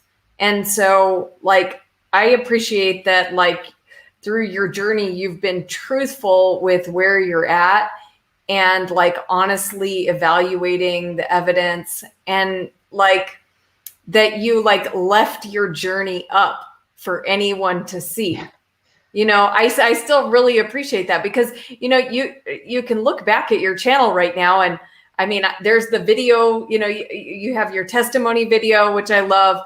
And then you also have like, okay, then some months later, there's you in the car. I don't know, I'm thinking about atheism, and you were really like processing out these ideas. And I love that your journey is there, and like that you've really wrestled with all of these ideas. So yeah, and cool. You should see Nathan and I, our very first interaction, like off the cuff, and then after that discussion, I gave a tweet to him saying, "Hey Nathan, you're more Christian than you realize." I don't know if you remember that, but I remember you saying that. Which I mean, in terms of like people who are convinced of the truth of Christianity, right? When people doubt and stuff, I think the worst response is the good old gaslight. Well, maybe you never were a real Christian, or like I always appreciated people who would still be able to have conversations with me as a human. Like the weird thing was when people changed the way that they would relate to me as a result of like the things I believe being different, and because that for me was just like evidence in favor of them being in a cult or something and not actually caring about me, as opposed to the people who were just the exact same to me and were like, well, it's just like, okay, you believe the same thing as me then, and now you believe something different now, but you're still this person in a particular relation to me. I would be like, oh, they're like a friend, right, who I can talk to and stuff like that. And even if we disagree and we might like hash out those areas of disagreements, the reason I have a relationship with this person is like because of we intrinsically like care about each other's ideas and personhood and stuff like that, not just based on like some kind of battle of Christendom against the world, and you were on, like you were in the Taliban and now you've left the Taliban and you're a kafir and you need to be yeah. Cool. Spence, do you want to share an experience? I know you kind of already shared how you were an atheist and then you did, study and like came to belief in God and in Christ. How about something in your faith, like as a believer, have you wrestled with something in the scripture or an idea about God? Yeah, all sorts of things. And I guess going back to your original statement is that Jesus can move mountains, right? And that can be taken literal or metaphorical. My nature is introversion, not just introversion, but highly introverted. If I had it my way, I'd go in a cabin in the woods and just disappear from the rest of the world for the rest of my life. But the fundamental change that's occurred to me that God has done throughout my life has brought me into a more relatable to extroversion. I'm willing to talk. I'm willing to come on shows. I'm willing to go out and put myself out there and talk to people and be part of the world. Be in the world, but not of the world, right? So that's something that I never even considered was even possible, but that mountain's been moved. There's no going back. Cool. And how did that change happen? Um, I think it probably started when I was. Uh, it started in one of my jobs where I was kind of forced to do things I didn't exactly want to do, and then I just kind of accepted it from there. And then I started getting kind of bored, so I would and as through my search through my religious search, I wanted to actually know what was true, so I wanted to actually do the legwork. So I would go to synagogue, I would go to Wicca meetings, I would go to different churches, and then I would have to actually talk to people to find out to find out what they thought and what they believed, because you can sit here and talk what you think other people believe all you want, but until you've experienced it, then you can't actually say. And even then, it's only on a small level. And so from the process of kind of starting out of literally being forced to talk to people as part for my income, and then as part of my fundamental desire to know the truth, I would have to go out and talk to people. And then I just enjoy, now I just kind of see it for what it is, which is we're all made in God's image. Everybody has something interesting to contribute, and even though we all don't agree on things, just going out and talking to people and getting excited about human interaction, to me, it's fulfilling now. It used to be scary. I used to get anxious, completely petrified, but now I see it as a little as more energizing, and I enjoy talking to people, um, and seeing new places and new people and things. Cool. Thanks for sharing. Robert, do you have something that you were not believing, maybe from the scripture or like about God's character, that you wrestled with and came to a belief? Maybe in the psalm it says, I look up onto the hills, whence cometh my help. Passages like that. I think I'm 33 now, and I definitely see now a lot of my life as a work of providence. But again, it's not.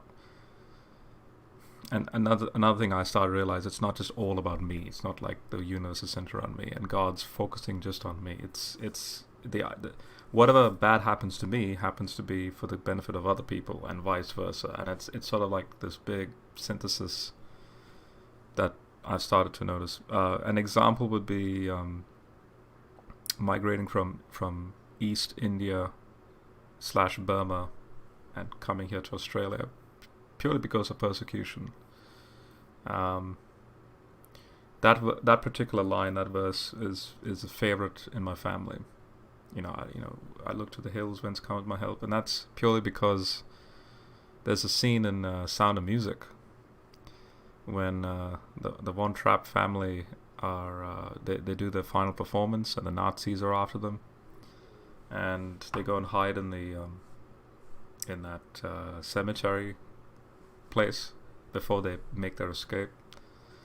And there's this beautiful still shot of like the mountains out. This is at nighttime, but there's like a mountains out there, and then the nun comes to Julie Andrews' character and is like, she quotes that verse, like, God be with you, and remember to look to the hills whence cometh my help, like, and it's just that sort of like Exodus type perspective, an exodus, an exit, a type of salvation, even in a very modern real world context. Let's just say that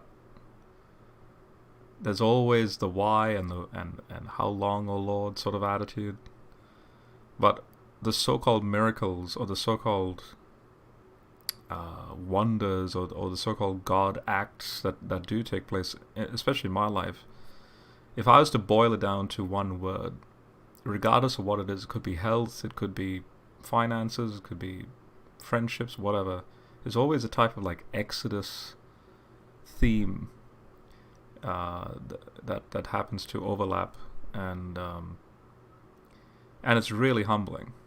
Let's just put it that way. It's really humbling. It's definitely humbled me. Yes, for example, right now again, COVID's a big thing going on in Australia. Delta variant is just going like rampant over east. A lot of the people in the West are tending to take the blasé attitude about it, but I dodged quite a few bullets because the Delta variant could have gone wild in a couple of locations that I was at when it was over here in the West, and I happened to be within meters of a few people that had it, and I'm not saying that God was protecting me and blah blah. All I'm just saying is the timing is very interesting, and we should be very fortunate that. In other words, I do believe there are instances where you quote unquote dodge the bullet, and there could be a divine providence that's part of that. And but the point is, it's connected to that Exodus-like theme in everyone's lives. Like the Sound of Music story. Like again, they're able to finally make the exit. So anyway, but that's yeah. Cool. Thank you for sharing that. Matthew had a question about, and this will kind of tie in with what I wanted to share about like another experience that I've had wrestling with unbelief. I can't find his question right now, but it was basically like, if you're struggling with unbelief on something, who should you go to? Pastor or the scripture, or, what should you go to? And I don't know that I can really answer that, but because I think you can go to all of the above. I think, there's lots of sources that could help you. But for me, actually, one of my big testimonies in my journey of faith is that I really wrestled with the scripture for about 10 years on a particular topic. And that was the hard sayings of Jesus. I really took them to heart, and they made me very afraid. Okay. So like I would read, all the nice verses about God's love and grace, and I would be like, yes. But then I would come along these places where Jesus says, if you've even called someone a fool, you're in danger of the fire of hell. Okay. And I don't believe in hell as unending torment, but that you're in danger of judgment, basically. If you've even called someone a fool, if you've even looked with lust, this is cause for judgment.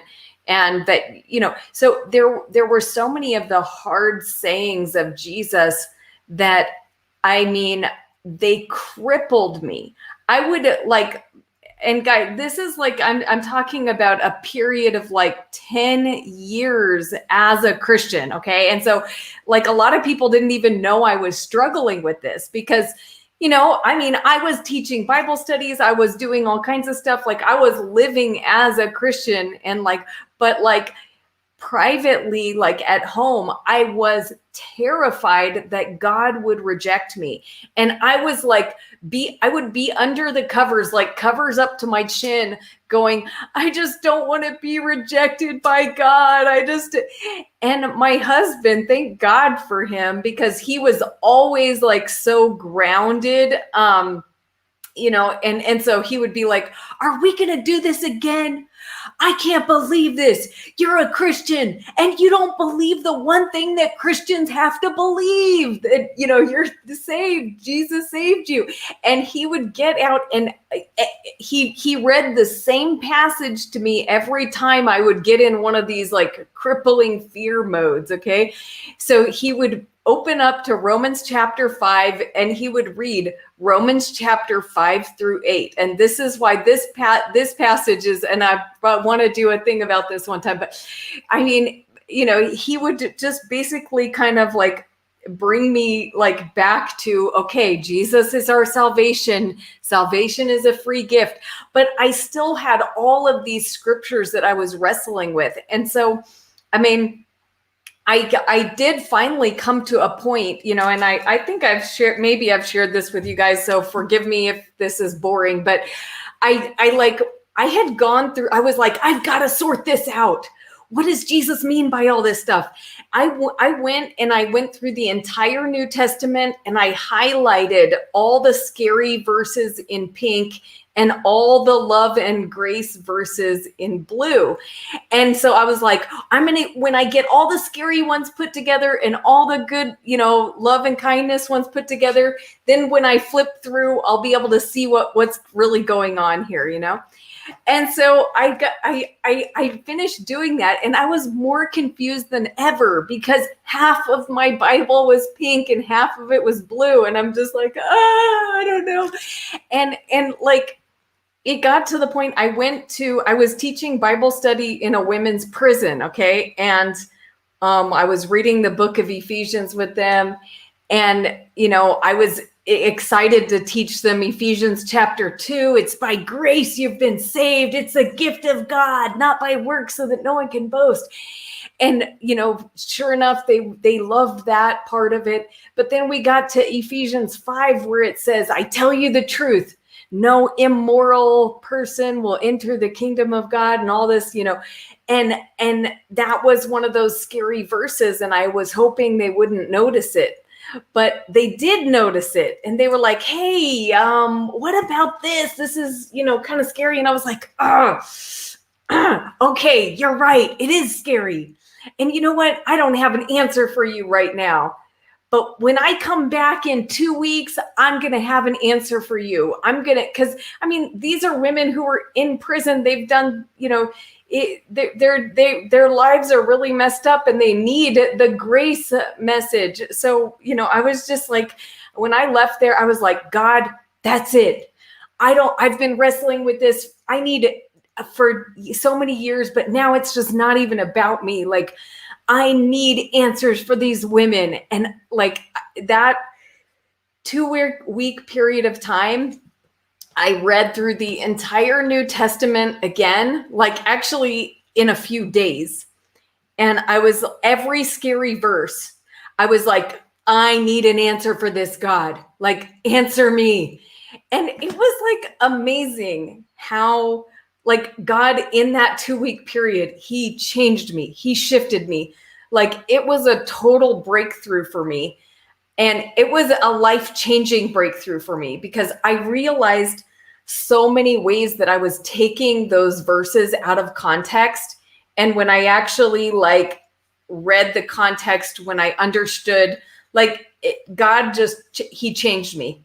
And like, it was a change that like was noticeable. Like, and when I went back to the prison that 2 weeks later, and I started like sharing the things that God had taught me, like that, by the way, it was like the most people that I had at my Bible study. And, they didn't know, like, God brought so many people to hear that message because I was really finally sharing the truth about the gospel and about grace, even though like I was teaching it before, but I didn't personally like fully get it. And so anyway, it just like from that time, you know, I have never feared or, you know, struggled with that fear of rejection by God. So that's something I wrestled with. And so sometimes, you know, I do think going to the scripture, but you have to go there with God. That's the thing, is like, you have to go with God and like include him in on it. Because I think before, a lot of times I wasn't really bringing God into it. I was just reading stuff, getting scared, and then like freaking out about it, but like not really like seeking God's answer about it. So anyway. Beautifully said. Yeah. Cool. Also, Rebecca, just a little tongue-in-cheek response to the comment section. Matthew and Gray are like, apparently there's a lot of consensus against the Exodus. So I'm just gonna all I'm gonna do is I'm just gonna share my screen. Guys, wait, dude. Okay. All right. We're going to the Exodus now. No, okay. No, we're not. No, we're not. All I'm gonna do is I'm gonna show you.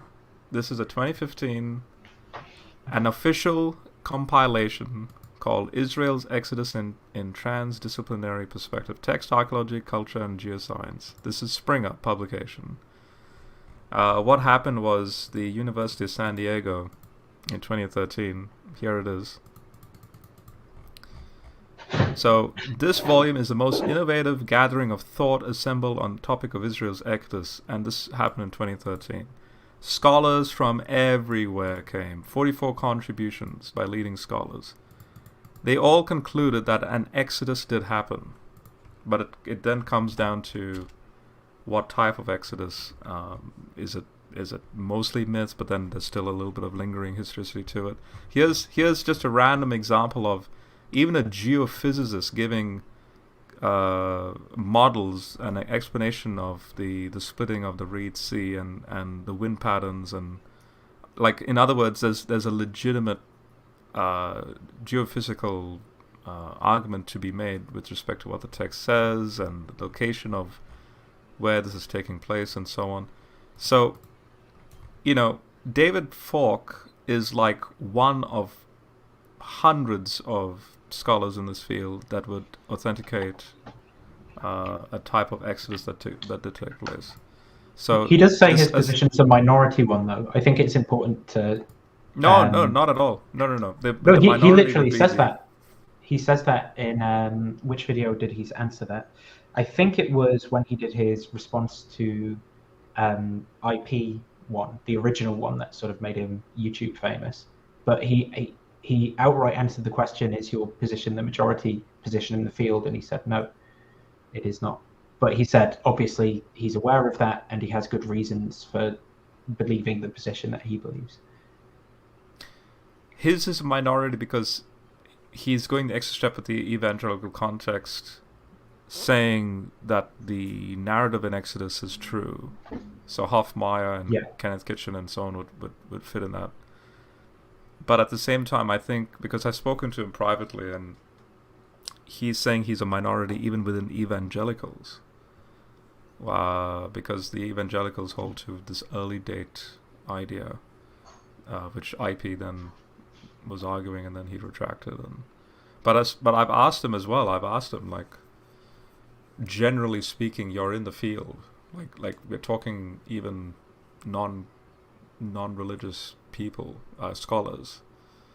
They do hold to an exodus, like there was a type of exodus that took place, and that's why that book that was published from that panel at UC San Diego, their purpose was to look at it from a secular context, a secular scholarly perspective on a type of exodus that happened.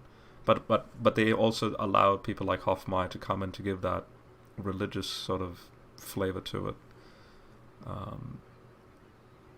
As far as it being a minority, no, I don't I don't think so. Like, there's a lot. Well, it depends where you put that. Yeah, I think Yeah. it depends where you're putting that emphasis, though, on a minority, on what specifically. So I Sure. think even what you said there, I don't think that Gray's point in the comments was to say that Exodus is completely ahistorical, like it's just pure myth. Yeah, to say just that is just Yeah. nonsensical. And But I don't absolutely think that foolish. was I don't think that was his point. I think it was more to do with a sort of plain text reading of what the Bible's got to say is also not going to be accurate there. Yeah, for example, Gray saying the Exodus is like, nope, the Jews building the stuff, nope, they could link hands and walk out of the desert, no evidence of them in the desert. No. Okay. There's a lot of evidence for all those things he just said no to. So, anyway. Yeah. Well, anyway, guys, I'm gonna. Spence wants to say something, and then if anybody has any concluding thoughts, great. But otherwise, we will wrap it up. Go ahead. Just real quick, one, you got to be careful with stating scientific evidence, because not every form of science throughout history has always been correct. And two, if you want some good evidence for the Exodus and the wandering through the desert, watch the documentary Patterns of Evidence. It's awesome, and it actually goes into. No, it's not good. Oh, okay. That's the one of the things to stay away from. Stay well away. What? And I mean, I don't know patterns of evidence, but I mean, Rob doesn't. I don't necessarily see eye to eye with Rob on all this, but so I mean, I definitely believe in a Exodus plain reading of the scripture, the sea split. Okay. Me too, to a certain extent, yeah. But as far as the dating goes, in the 1200s, not the 1400s. Okay. Yeah. Well, I don't know anything about that. So Ramses the Great, not Amenhotep II. So Ramses the Great is the pharaoh of the Exodus, not Amenhotep. Why does it have to be Ramses? Because of all the place names and the timing and just the events that happen in the 19th dynasty of Egypt, and it just fits with the Exodus account. Okay. Yeah. Well, as far as place names, can't place names that came later be written into the text? Like, the modern name can, you know what I'm saying? Mm-hmm. The writer, when they wrote it. Who is the writer in the plain reading of the text? Well, traditionally Moses, but right. Well, are we doing the plain reading? But this is the problem, I think, with the plain reading of the text point of view, is that you fall into all these sort of these issues where it's going to be like, well, like when it comes to certain commitments, you're going to say, well, I'm just doing the plain reading of the text, right? But then when it comes to, well, who's the author here? And it's like, well, yeah, the plain reading of the text would say that, but when it's not convenient, it doesn't really mean that's not who the author really is. I see your point. I see your point, because if Moses wrote Ramses, then it had to be during the time of Moses that Ramses existed. That claim that there was an editor that changed the names or something, right? That claim comes from after you read the Exodus account, and by the time you reach Kings, or the later chronologies that then backtrack to 480 years, 1 Kings 6, that's when people, those who hold to an early date, they're like, but if we backtrack 480 years, you reach in the 1400s. Therefore, there must be a renaming. How about that we don't do that, and we understand what that 480 number system actually means first, and rather than retroject back and try and rework the chronology, and this is why David Roll, for example, goes into that revising Egyptian chronology, which is just absolutely just ahistorical. Well, it's like when Noah brings clean and unclean animals onto the ark. God hadn't established clean and unclean animals yet. So no, in ancient Near East you already have the perspectives on a type of sacrifice and clean, unclean differentiation well before the Mosaic Law. Mosaic Law and everything to do with the stipulations of the Old Testament come from ancient Near Eastern stipulations that pre-exist Moses. So God's just working with what's already known culturally at the time. Like, for example, when they come out of Egypt, they have to go through a second circumcision. I think it's in Joshua 5 somewhere. Why? Because there's an Egyptian circumcision where the foreskin is half circumcised. So the Jews in the wilderness now have to go through a second one, to the full circumcision. Think about it. If they're walking in the wilderness with this brand new set of stipulations about how to live, and it has no historical backing, like it's completely brand new. That's weird. You can't work with that. So the Ten Commandments do derive from, say, Hammurabi and all the other ancient Near Eastern laws. I mean, I would argue that the ancient Hammurabi religions and other types of laws derived from from God's original laws in the Garden of Eden, passed down from to Adam and Eve, and so on and so forth. So, for example, Eden getting a hand chopped off comes from the Garden of Eden?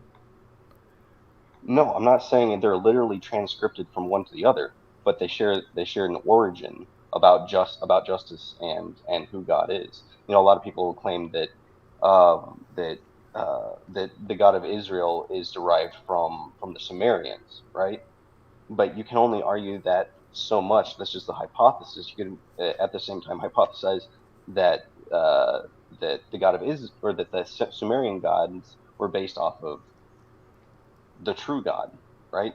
So the way that I'm interpreting what you're saying, and maybe I just haven't read enough literature on it, but you're saying something that's basically a hypothesis regarding the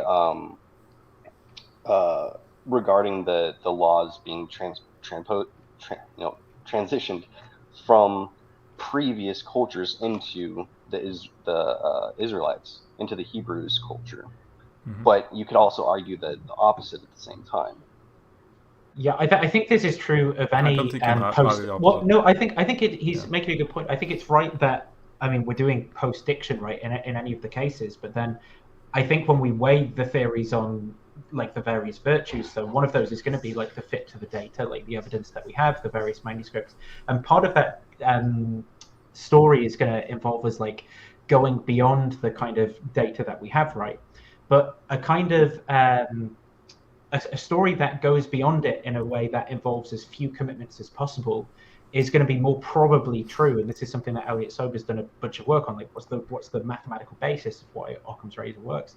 And in the case of the story that Rob's putting forward, for example, we only have a commitment to. Well, I suppose Rob's going to also build in a sort of divine thing in there.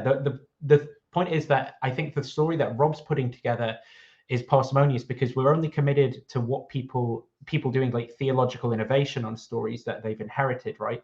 Which I think is going to be something that the other stories also going to be committed to, that people are doing that. But then it's also going to have this commitment to somehow all these other cultures having this knowledge of the Garden of Eden, right? Or having this knowledge of like Yahweh that then has got distorted, but then has got made pure again through time.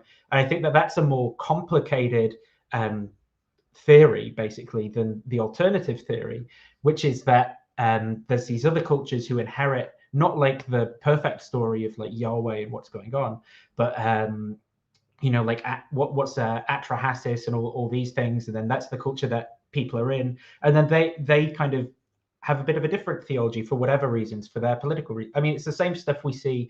Why does the Protestant Reformation happen, but just in a different cultural context? And now you can tell a story about God's working through history there.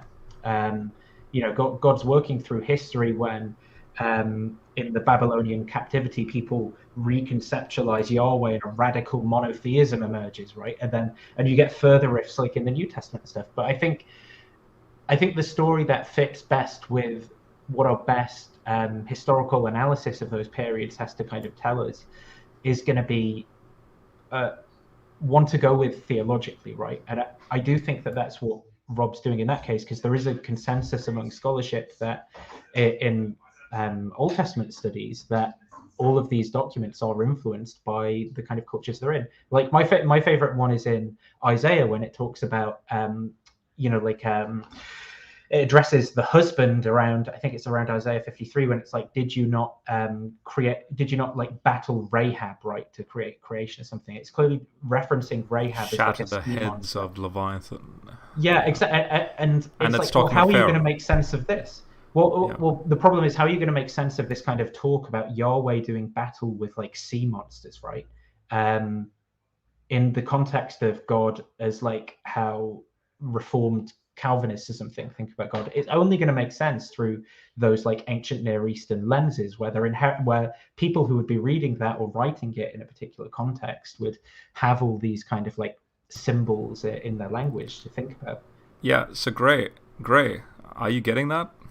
That's exactly right. This thing about millions in the desert, the text doesn't say that. This thing about 40 years wandering in the wilderness, the text doesn't say that. Nathan's got it right. You have to understand the ancient Near Eastern context of vocabulary and language to understand the symbolism behind the number 40, the symbolism behind 600,000. Yeah, and by the way, it's 600, and then the 1,000, because it's two words there. So 600, and then you can translate the word for 1,000 as tribe. So 600 tribes. So it's not 600,000 people, which then goes into millions. Well, I would really like to have a talk on this one day. I feel like we have, I mean, it would be fun to go through the Exodus story. I can bring David Falk on as well. Ask him any question you want. Yeah. Cool. Yeah, I mean, and hear what you have to say about the numbers and, about the archaeological evidence and stuff. That would be really cool. Oh, it's fantastic. I have his book, by the way. His book is... What is it? Yeah, your background's kind It's not showing up. Okay. Okay. Is it reversed? It's reversed. The Ark of the Covenant in it something. In its Egyptian context. Illustrated Journey, David Falk. Really good. Awesome. Stuff like that. Yeah. Well, thank you so much, guys. It's been a fun talk. Thank you for everyone who's been in the chat. And Digital Hammurabi, Dr. Josh was in here at some point. I don't know if he's still rolling in his. Yeah, he'll probably have to rage quit from his talking about the ancient Near East. Yeah, well, actually, he's gonna come on my channel in like a week and a half. So he can have his say then. And thank you to Matthew, Simpson, Gray, and Evan, and who else? Plastic Jesus, Spartan, all the people who have been here. Thank you, guys. It's been a fun talk. God bless you all. See you.